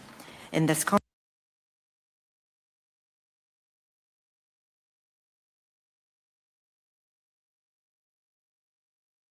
context, Japan delivers this statement highlighting its efforts in relevant areas that also relates to other agenda items. First, on Japan's position regarding the 2030 agenda. Japan is steadily advancing efforts toward the achievement of the SDGs. In addition to contributing to the midterm review of the 2030 agenda, Japan supports technological development through the Space Strategy Fund, which aims to expand the space market and address social challenges and contributes to the Global Space Law Project, thereby promoting inclusive and sustainable growth with the use of space. Second, on concrete contribution through a space technology, the Japan Aerospace Exploration Agency, JAXA, and UNUSA have advanced capacity building through COPUOS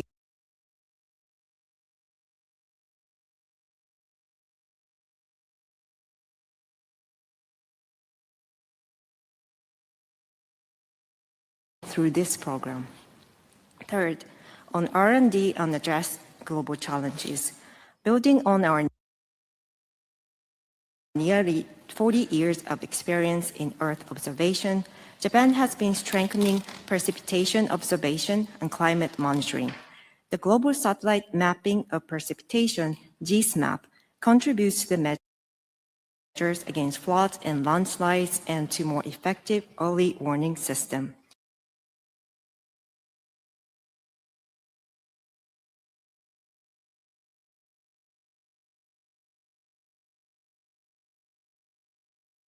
Care and the Global Observing Satellite for Greenhouse Gases and Water Cycle, GOSAT-GW. Japan supports scientific understanding of climate change and the formulation of mitigation and adaptation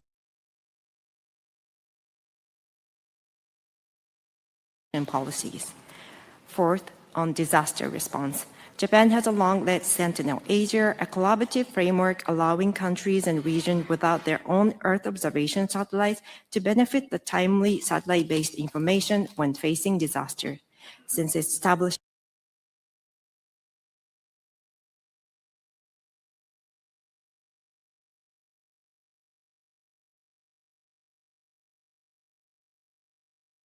also contribute to the use of space technology and United Nations system and to be implementation of Space 2030 agenda. Chair, Japan firmly believes in the immense potential of space technology to support sustainable development, and we will continue to contribute this important global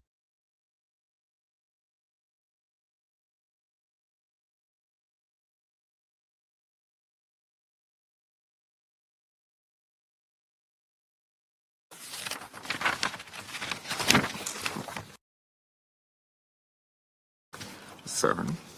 Okay. We will continue and hopefully suspend our consideration of agenda item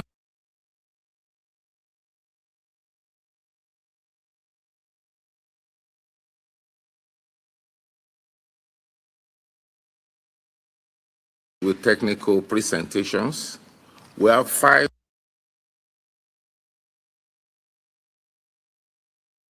technical presentations. Before I move on to the technical presentations, I should like to advise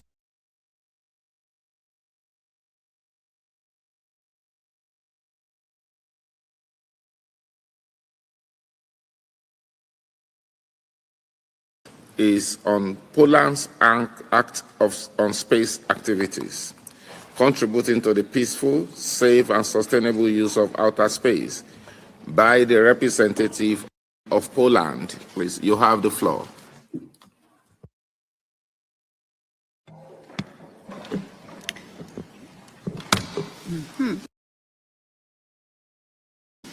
Thank you, Chair. Distinguished delegates, my name is Marta Kolibawska, and I'm Head of Space Policy Unit in the Ministry of Economic Development and Technology. It is my great honor to present the progress Poland has made in establishing national legal framework for its space sector. My objective is to demonstrate how the Act on Space Activities serves as a cornerstone for a peaceful, safe,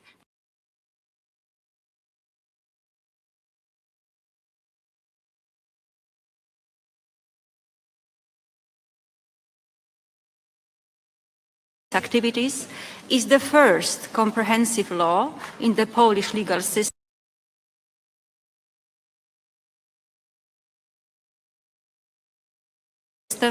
to regulate space activities. Until now, despite its rapidly growing space sector and the increasing activity of domestic entities, Poland has operated with this area without a national legal framework. The Act fills this gap and represents an important step toward Poland becoming a fully fledged and responsible participant in the global space market.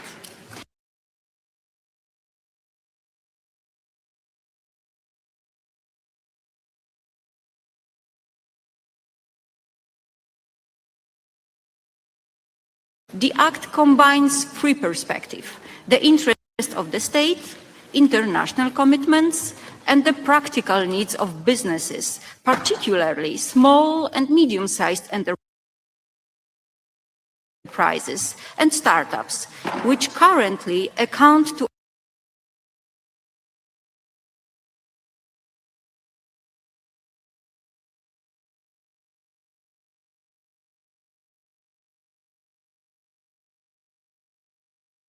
space treaties, including the Outer Space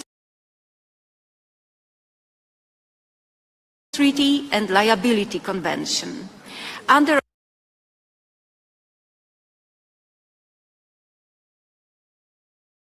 Article 6 of the Outer Space Treaty, we are required to provide authorization and continuing supervision of non-governmental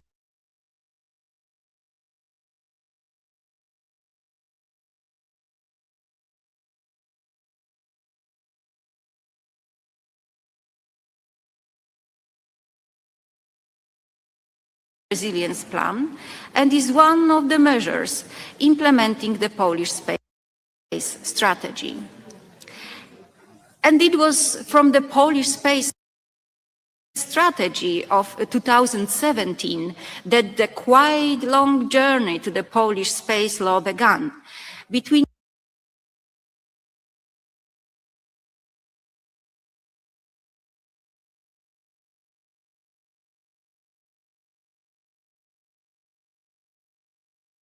industrial sector and academic centers, ensuring that the law is practical and theoretically sound. The Act on Space Activities provides for rules for conducting space activities, granting the license to conduct space activities, control over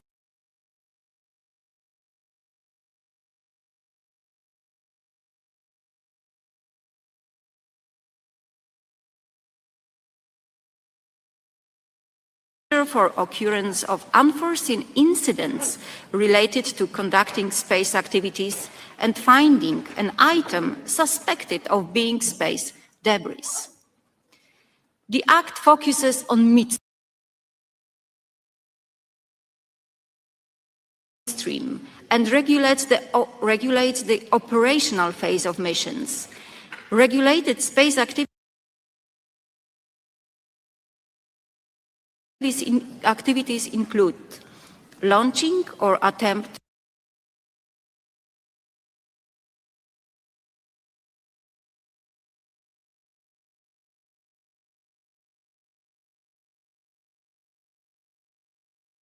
sea level. This also means that suborbital activities are also considered space activities, provided they involve crossing the outer space boundary. On the other hand, the Act does not regulate the production of objects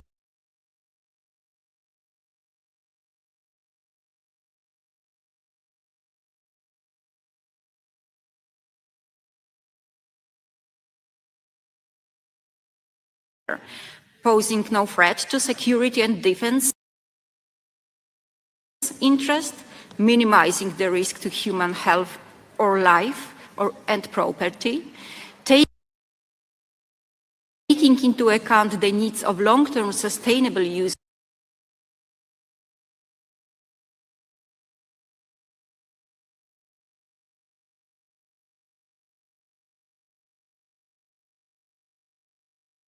preventing space debris production and guaranteeing compliance of the space object with the applicable standards in the areas described in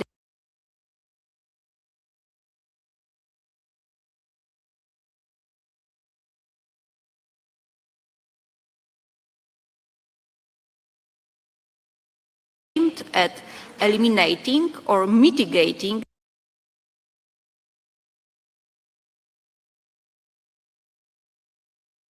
the risk of space debris production. This includes ensuring the space object's ability to transition to an inactive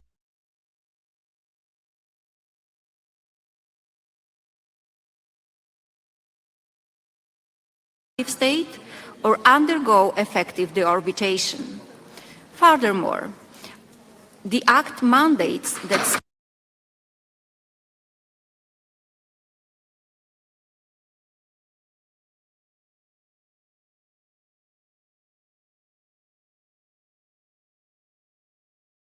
significant cultural, scientific, or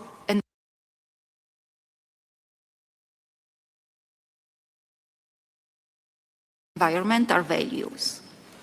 Technical standards are individually, case by case, assessed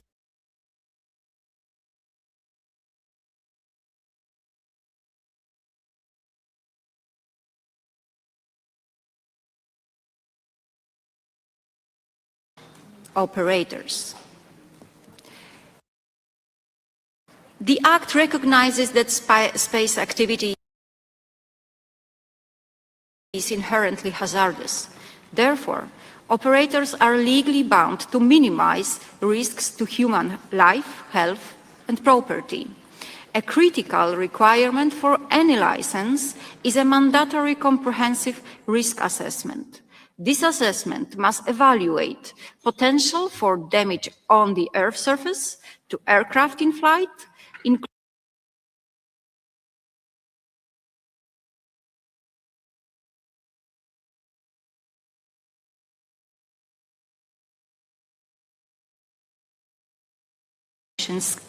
scale and risk profile, capped at €60 million.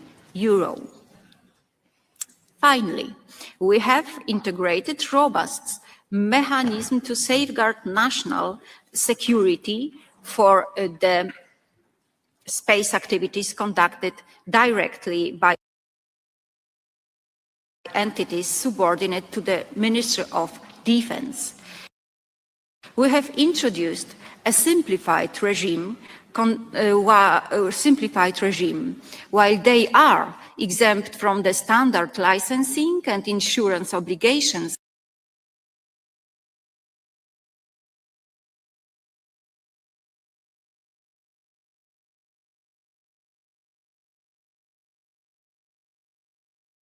Ministry of National Defense, the Ministry of Internal Affairs,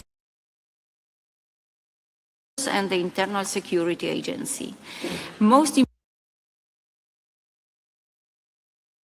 importantly, the Minister of National Defense has the authority to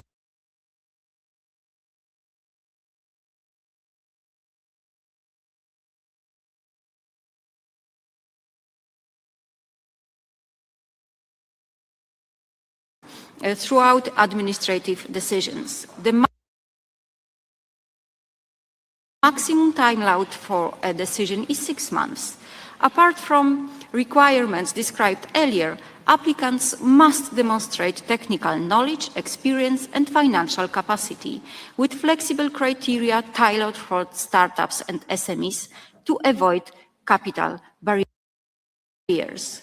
Mandatory binding opinions from the Ministry of Defense, Internal Security Agency ensure that no activity endangers national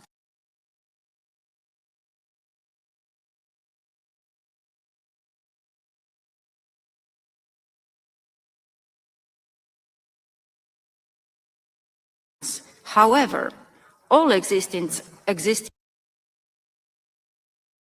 objects must be registered in National Registry of Space Objects within 6 months to ensure a complete national overview. Finally, I would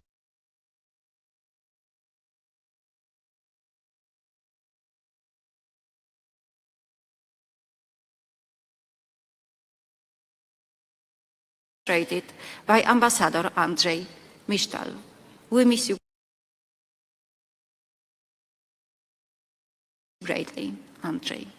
Thank you very much for your attention. Thank you for your presentation. The second presentation on our list is on complementing space sustainability through post-mission disposal.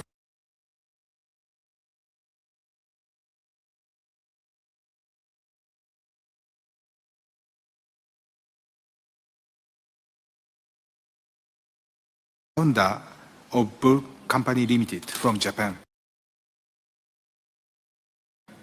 I speak today not as a policy advocate, but as a pro-actioneer, drawing on direct experience of what we have built to address post-mission disposal. Bull was established in 2022 in Utsunomiya, Tochigi, Japan, as a university originated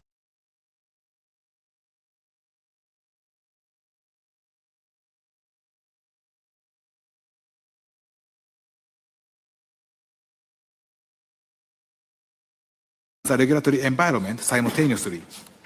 Our mission is to provide fractional post-mission disposal solutions on global scale from Japan. We develop a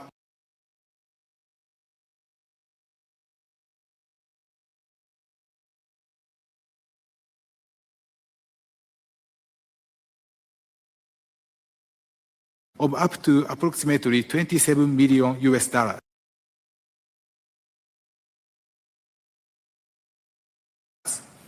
In 2025, we established Bull SAS in Paris as our European operational hub.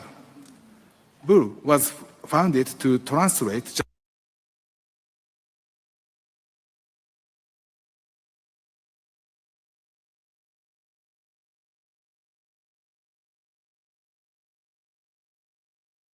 has been built by international bodies. The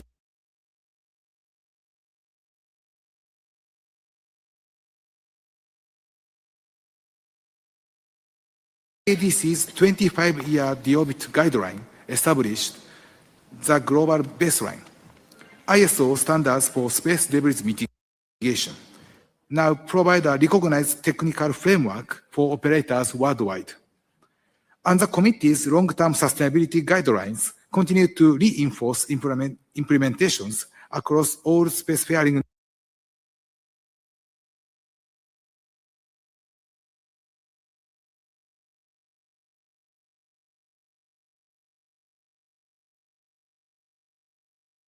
all licensed missions.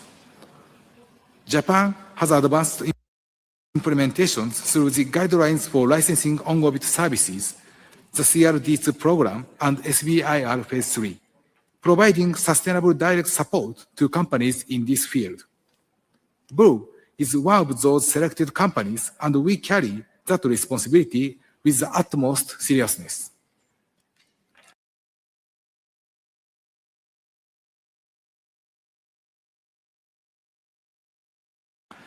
From our experience working with operators,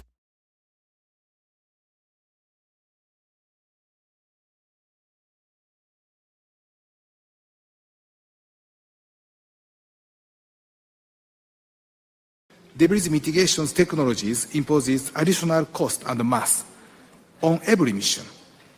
Without standardized solutions, operators face bespoke development at significant expense. Commercial returns for sustainable investment remains unclear, and monitoring and enforcement mechanisms remain limited. The enabling conditions are equally consistent. Regulatory mandates create real demand economic incentives, from propellant savings to extend missions' lifetime, built to a genuine business case. And insurance framework linked to companies can change the economic certainty.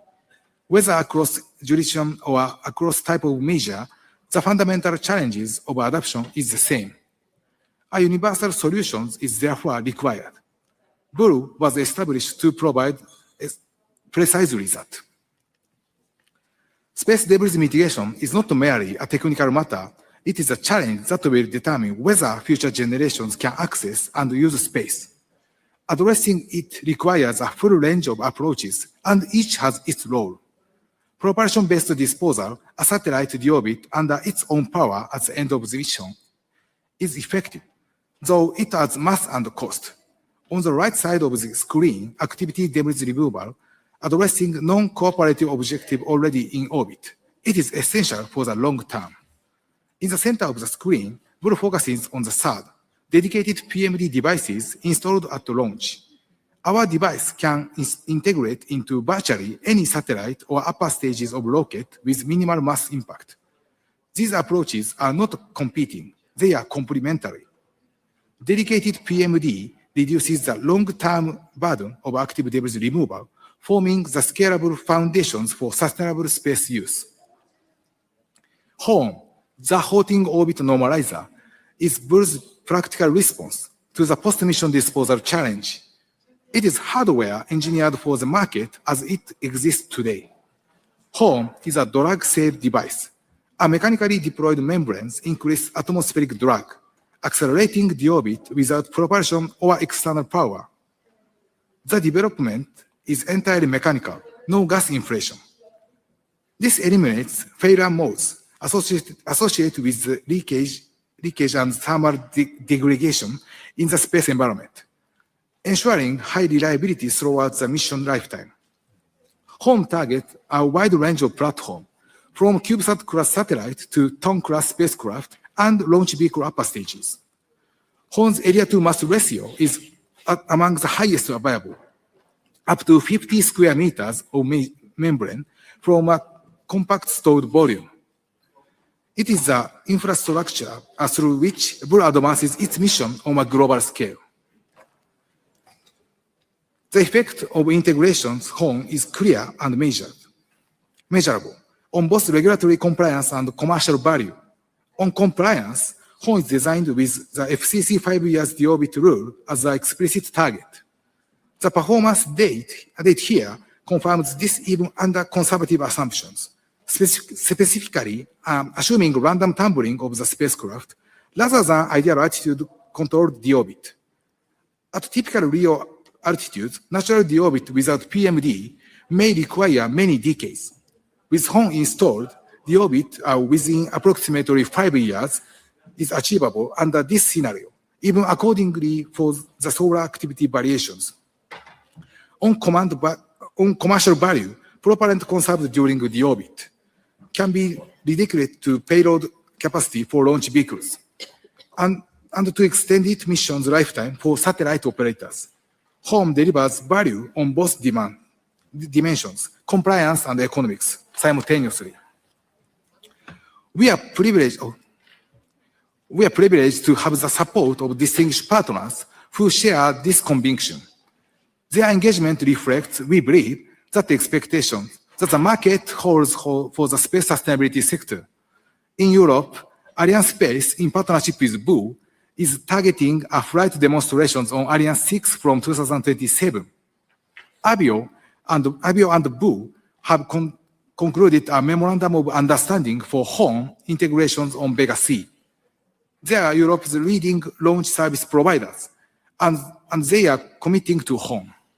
In India, XT-Link Space Labs is partnering with us on the HORN integrations for satellite platforms, responding to the rapidly growing LEO constellations market. In Germany, Mighty Space integrations HORN's deorbit data into space traffic management platforms. In Japan, Fujitsu provides space situational awareness capabilities that extended our observations capabilities. This partnership tells us one thing clearly: the market is ready. Transforming compliance into incentive is not just a business strategy. It is ultimately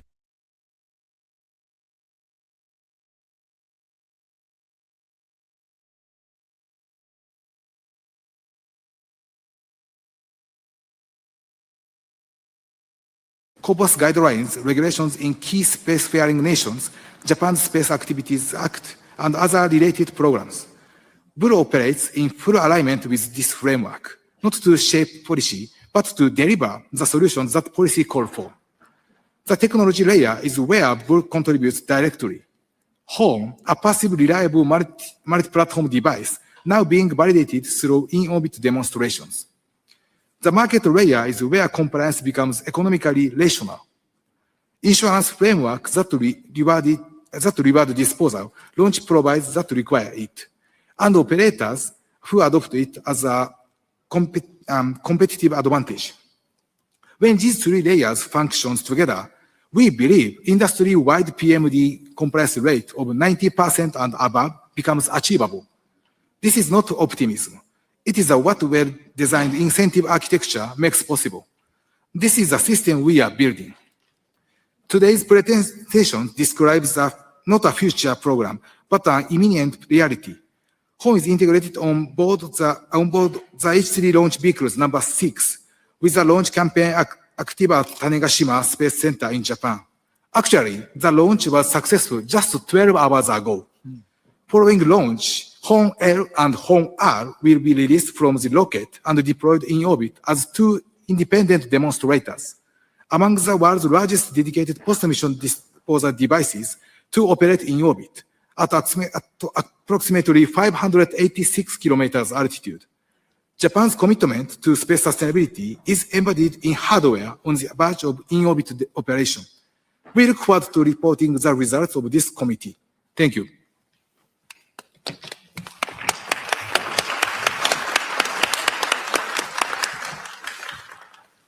Thank you for your presentation.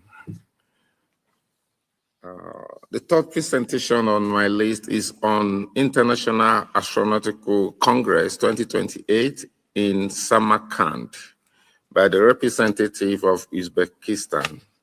Please, you have the floor, please.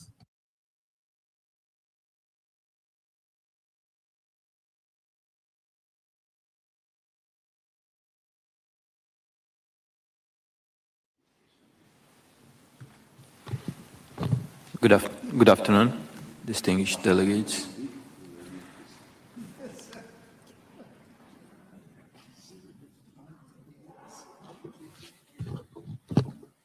Thank you. Today, I would like to briefly introduce an important upcoming event for the global space community. The International Astronautical Congress will be held in Samarkand from 9th to 13th October 2028.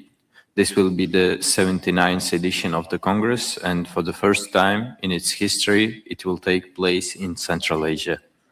We are honored to welcome the global space community to Uzbekistan and would like to share why IEC 2028 will be a special event.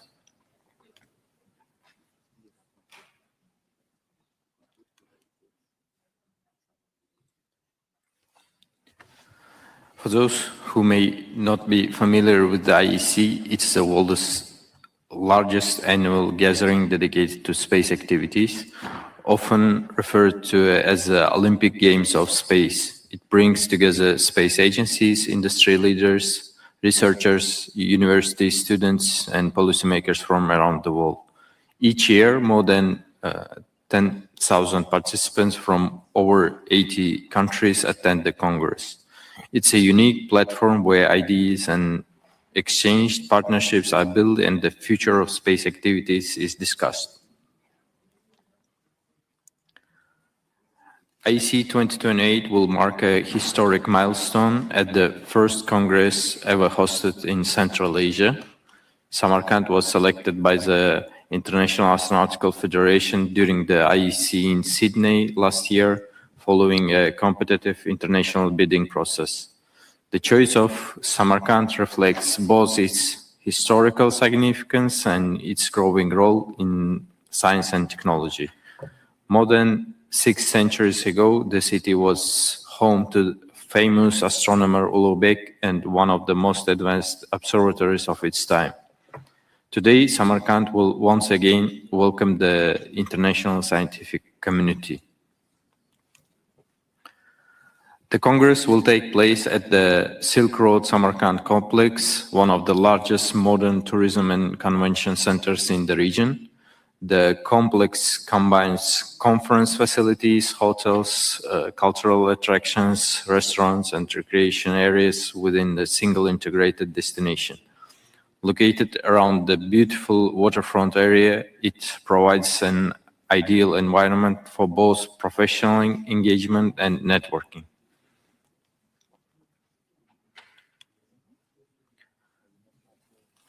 For IEC 2028, the entire Congress area will operate as an integrated space city. Congress halls, exhibition spaces, meeting rooms, hotels, networking areas, and social events will be all located within walking distance of each other. This creates a highly efficient environment where participants can focus on meetings, discussions, and collaboration without losing time traveling between venues. Everything will be connected in one location throughout the week. Silk Road Samarkand has already successfully hosted numerous high-level international events. These include the 43rd session of the UNESCO General Conference in 2025, summits of the Shanghai Cooperation Organization, meetings of international organizations, major business forums, and governmental conferences. The venue has demonstrated its ability to accommodate large numbers of international guests while meeting the highest standards of logistics, security, and hospitality. This experience gives us confidence in delivering a successful IEC 2028. The Congress will feature 5 full days of activities covering all major areas of the space sector. The program will include scientific sessions, technology presentations, policy discussions, commercial space activities, education initiatives, and international cooperation. Participants can expect high-level plenary sessions with leaders of major space agencies, astronauts, industry executives, and renowned researchers. Alongside the technical program, a large international exhibition networking opportunities will be available throughout the week. So reaching Samarkand is simple and convenient. The city is served by a modern international airport with growing international connectivity. Within Uzbekistan, the high-speed Afrasiab rail network provides fast and comfortable transportation between major cities. The city also offers convenient taxi and public transportation services. To facilitate international participation, Uzbekistan currently provides visa-free access to citizens of 86 countries and electronic visa system for citizens of 77 countries. The e-visa application process is straightforward, costs approximately 20 euros, and is typically completed within 3 working days. Ladies and gentlemen, IEC 2028 will be a historic Congress. For the first time, the global space community will gather in Central Asia. We look forward to welcoming more than 10,000 participants from around the world to Samarkand from 9th to 13th October 2028. Please save the date and join us for this remarkable event. Thank you for your attention. We look forward to seeing you in Samarkand.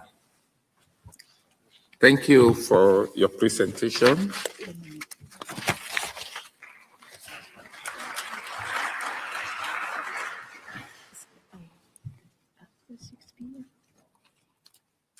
Distinguished delegates, after 6 p.m., we will continue without interpretation services. The 4th presentation on my list is on Japan's space science and planetary defense by the representative of Japan.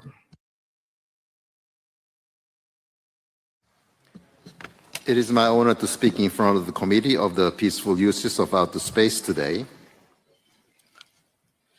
I'd like to briefly introduce these 4 major highlights from Japanese space science missions this year. All of them are ambitious endeavors built upon international cooperations, opening new horizons in humanity's understanding and exploration of space. Japanese space science is now entering a major turning point. Traditionally, our focus has been scientific exploration itself, understanding the origin and evolution of the solar system through missions to asteroids, planets, and deep space. Today, however, space science is expanding beyond pure exploration towards challenges that concern all humanity, particularly planetary defense. This image captures a powerful moment. After a 6-year journey through deep space from the asteroid Ryugu, HAPS-2 returned safely to Australia, where the capsule was recovered in the Umra Desert. One of the most interesting outcomes of HAPS-2 is that the mission did not end with the sample return. The Ryugu grains have continued traveling around the world through international exhibitions and outreach activities. These efforts helped create new partnerships with museums, science centers, universities, and space agencies in the countries including the UK, France, Thailand, and Australia. In other words, the sample itself became a catalyst for international cooperation and public engagement. The HAPS and the HAPS-2 missions established world-leading sample return technologies, demonstrating precise navigation, autonomous operations, and high-performance small spacecraft systems.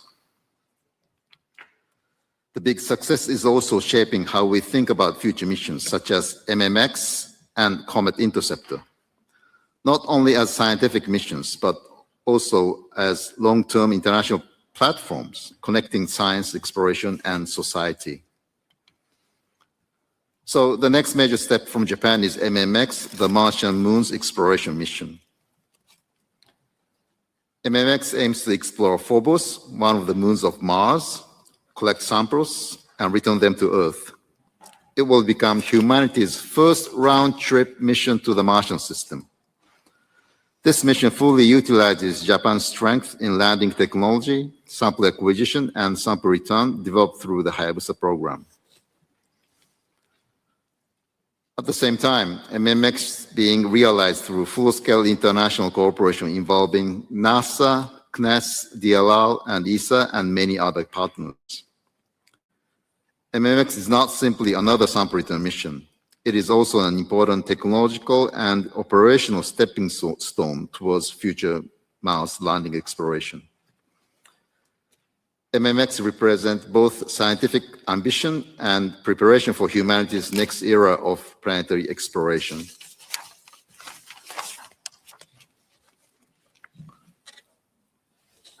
Bepi Colombo represents one of the most mature and successful long-term cooperation projects between Japan and Europe. After many years of development and interplanetary cruise operations, the mission is now finally entering the Mercury exploration phase. Rapid progress in exoplanet science has increased interest in rocky planets orbiting very close to the parent stars. The European orbiter, MPO, focuses on Mercury itself, studying the surface, internal structure, gravity, and composition. Meanwhile, JAXA's MEO spacecraft studies the environment around Mercury, including the magnetic field, plasma, and space weather. What is especially important is that the two spacecraft observe the Mercury simultaneously from different positions in orbit. By combining these observations, Bepi Colombo can reveal how Mercury interacts with the extreme environment near the Sun. Bepi Colombo consists of three main elements and sun shield: the electric propulsion transfer module, ESA's Mercury planetary orbiter, the sun shield interface structure, and JAXA's Mercury magnetospheric orbiter, MEO.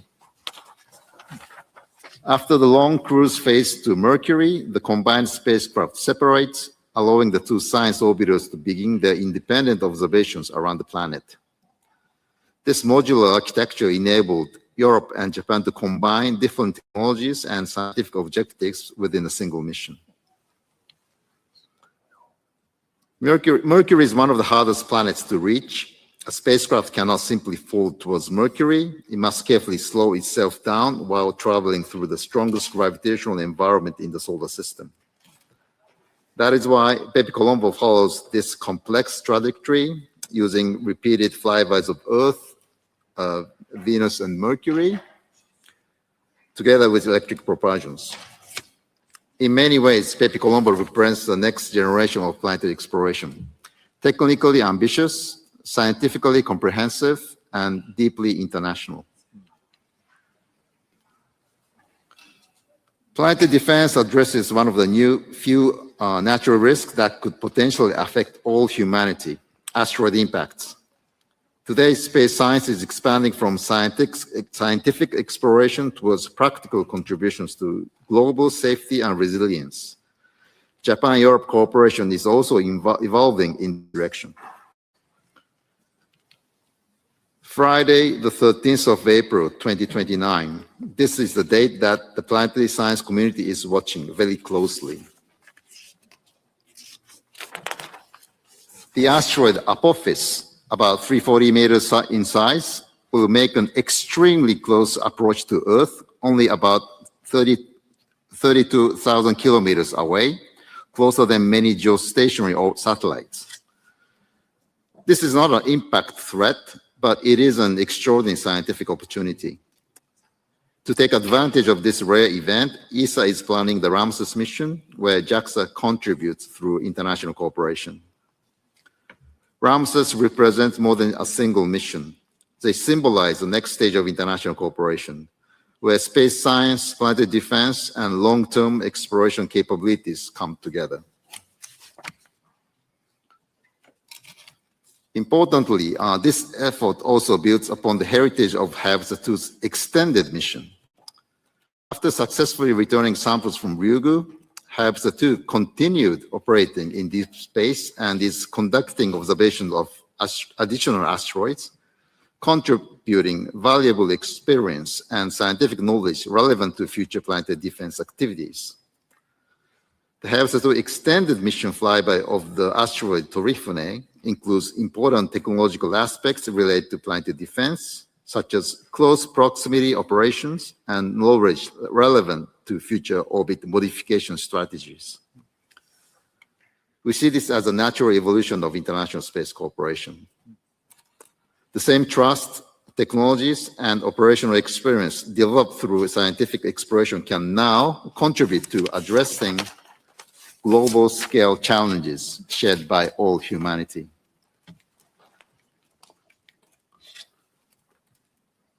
Another exciting aspect of the mission is that the possibility of a dual launch of Destiny Plus and the Ramses on Japan's H3 rocket. Destiny Plus is JAXA's mission to fly by the Gemini's meteor shower parent body, 3,200 Phaethon, and sample dust originating from the rock comet. Launching these missions together would symbolize a new phase of Japan-Europe cooperation in planetary defense and small body exploration. It would also demonstrate how international partnership can maximize scientific return and mission efficiency through shared launch opportunities and coordinated exploration strategies. Yesterday, JAXA, ESA, ASI, and UNOSA co-hosted a side event titled Planetary Defense in Action, Global Cooperation on Ramses. The discussion highlighted the significance of cooperation between Japan and Europe, particularly in the context of Ramses' mission. It also explored how such bilateral efforts could contribute and reinforce multilateral frameworks, including those facilitated by UNOSA, and to promote a coordinated and effective global response to planetary defense challenges. We hope this event provided an opportunity to discuss not only technology and science, but also how international partnerships can respond together to future challenges in space. Thank you.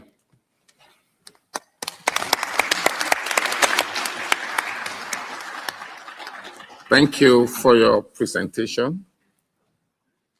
The last and the fifth presentation on my list is on the legacy of Gerard K. O'Neill and the urgency to start experimentation on simulated gravity by the Observer for Space Renaissance International, SRI. You have the floor, please. Thank you, Honorable Chair.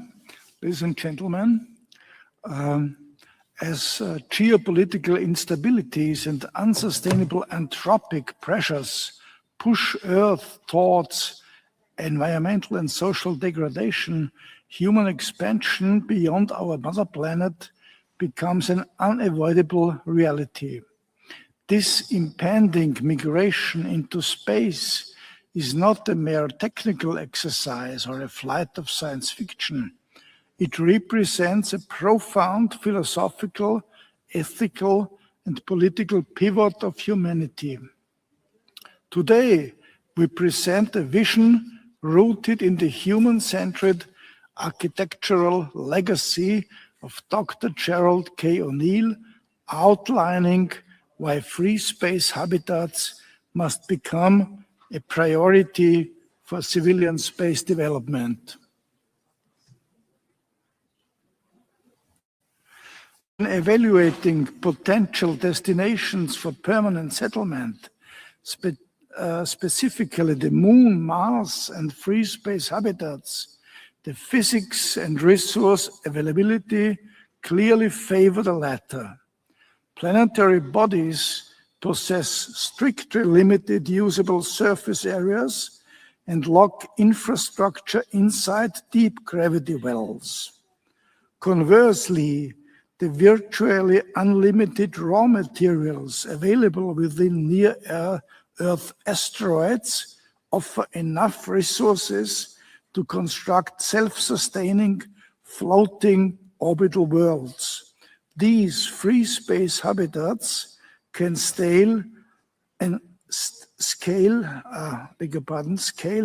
dynamically bypassed by planetary constraints to house a thriving civilization.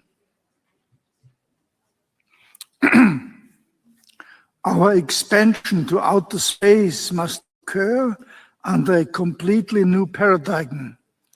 Early astronautics focused almost entirely on technical survival and military utility. Cold War visionaries viewed orbital stations as paramilitary platforms where human comfort was secondary to national prestige. We must transition to a civilian-centric model. The core of this transition relies on the realization that simulated gravity is not an optional luxury. It is an absolute foundational principle required to preserve human biology, safeguard personal liberty, and sustain democratic societies beyond Earth. Gerald K. O'Neill fundamentally revolutionized cosmic philosophy. Through the Space Studies Institute, he shattered the rigid technocratic paradigm, earning his designation as the father of civilian space development. O'Neill insisted that if space were to become an inclusive land of freedom, habitats had to incorporate elements of human culture, beauty, tourism, and entertainment. By framing space colonies as vibrant, sunlit, green worlds with Earth-like environments, he proved that space colonization could enhance human dignity rather than restricting it to a high-stress, closed existence. The core engineering parameter established by the O'Neill legacy is the mandatory requirement for 1G simulated gravity. This is derived from a triad of humanist requirements. Universally, data from the International Space Station has validated that long-term microgravity inflicts severe systemic degradation of human biology, including bone density loss and cardiovascular atrophy.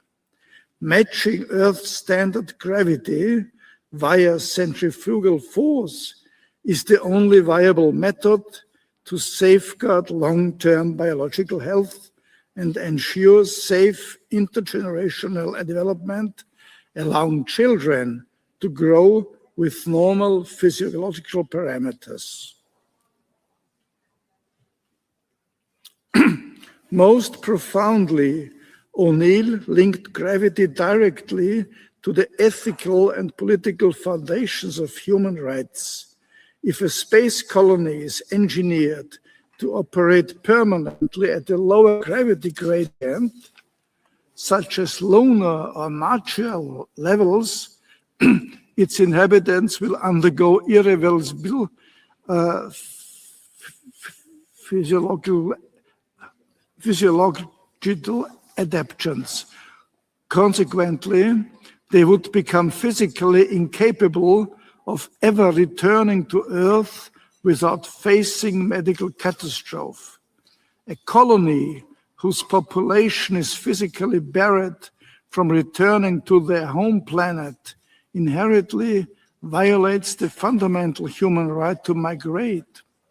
To ensure that our expansion increases personal freedom rather than diminishing it, 1G simulated gravity remains an unyielding mandatory ethical condition.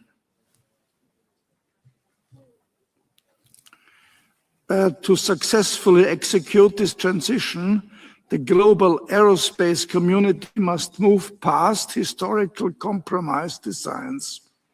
Early engineers proposed small, lightweight stations rotating rapidly to produce partial gravity, like 30% gravity of Earth, to minimize structural mass. However, modern biomedical and kinematic research shows that small radius, fast-spinning structures exceeding 2 rounds per minute generate severe Coriolis effects. This causes crippling vestibular nausea and gravity gradients between a person's head and feet. To guarantee a healthy, comfortable environment for civilians, we must systematically design large-scale rotating habitats utilizing slow rotation speeds to eliminate motion sickness entirely. For decades, the human-centered engineering concepts established by O'Neill and the SSI have languished as historical curiosities, while contemporary space agencies prioritized automatic exploration in Earth orbits. Today, however, there is an urgent imperative to actively restart this vital work. The launch window of historical stability and rapidly advancing commercial aerospace technology is wide open right now in the year now, but it will not remain open indefinitely. We must seize this moment to shift from space exploration to a new space settlement paradigm.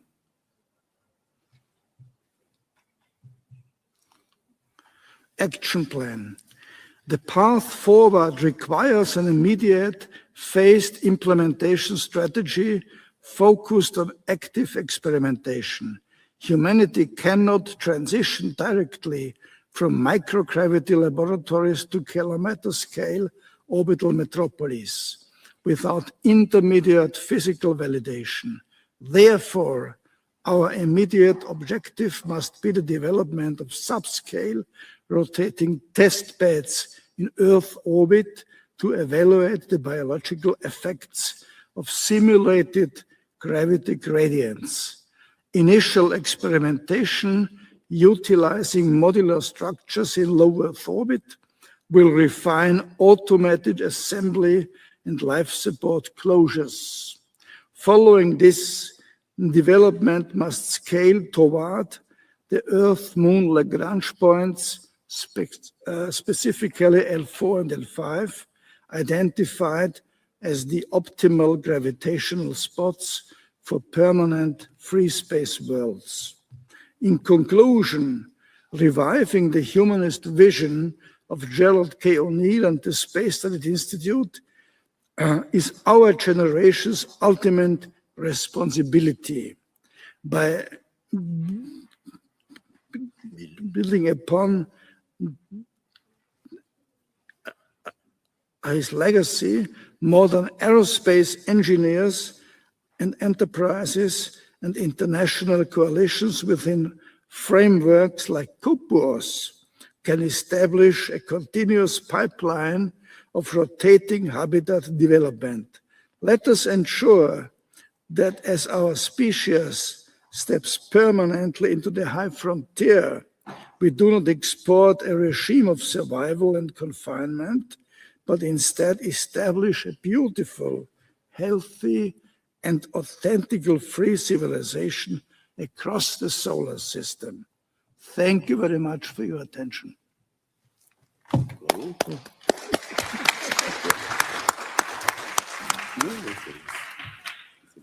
Thank you for the presentation. Distinguished delegates, I'll shortly adjourn this meeting. Before doing so, I would like to inform delegates of our schedule of work for Monday morning. We will meet promptly at 10 a.m. We'll continue our consideration of agenda item 5, general exchange of views. We will reopen and hopefully conclude our consideration of agenda item 8, report of the legal subcommittee on the 65th session, following the report by the chair of the legal subcommittee. We will continue and hopefully suspend our consideration of agenda item 9, space and sustainable development, pending the outcome of the consultations on the Space for Development initiative. We will begin and hopefully conclude our consideration of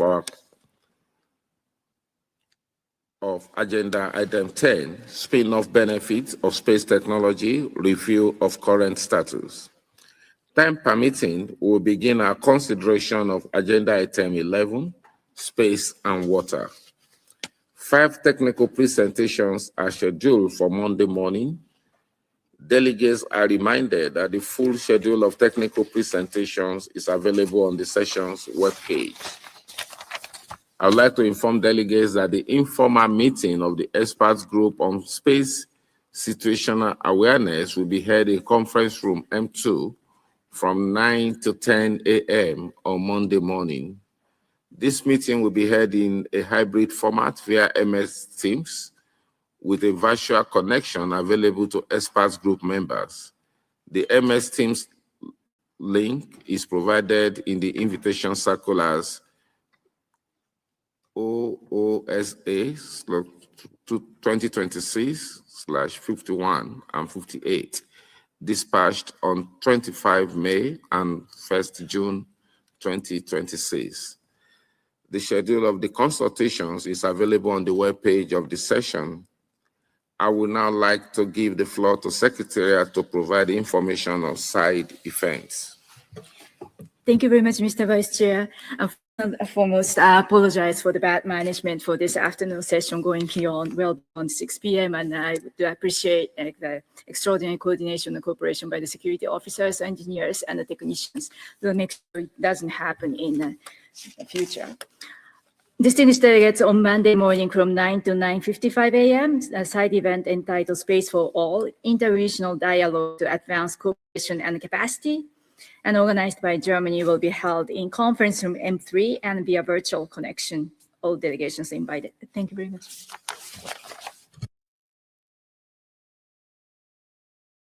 I thank the Secretariat for the information provided.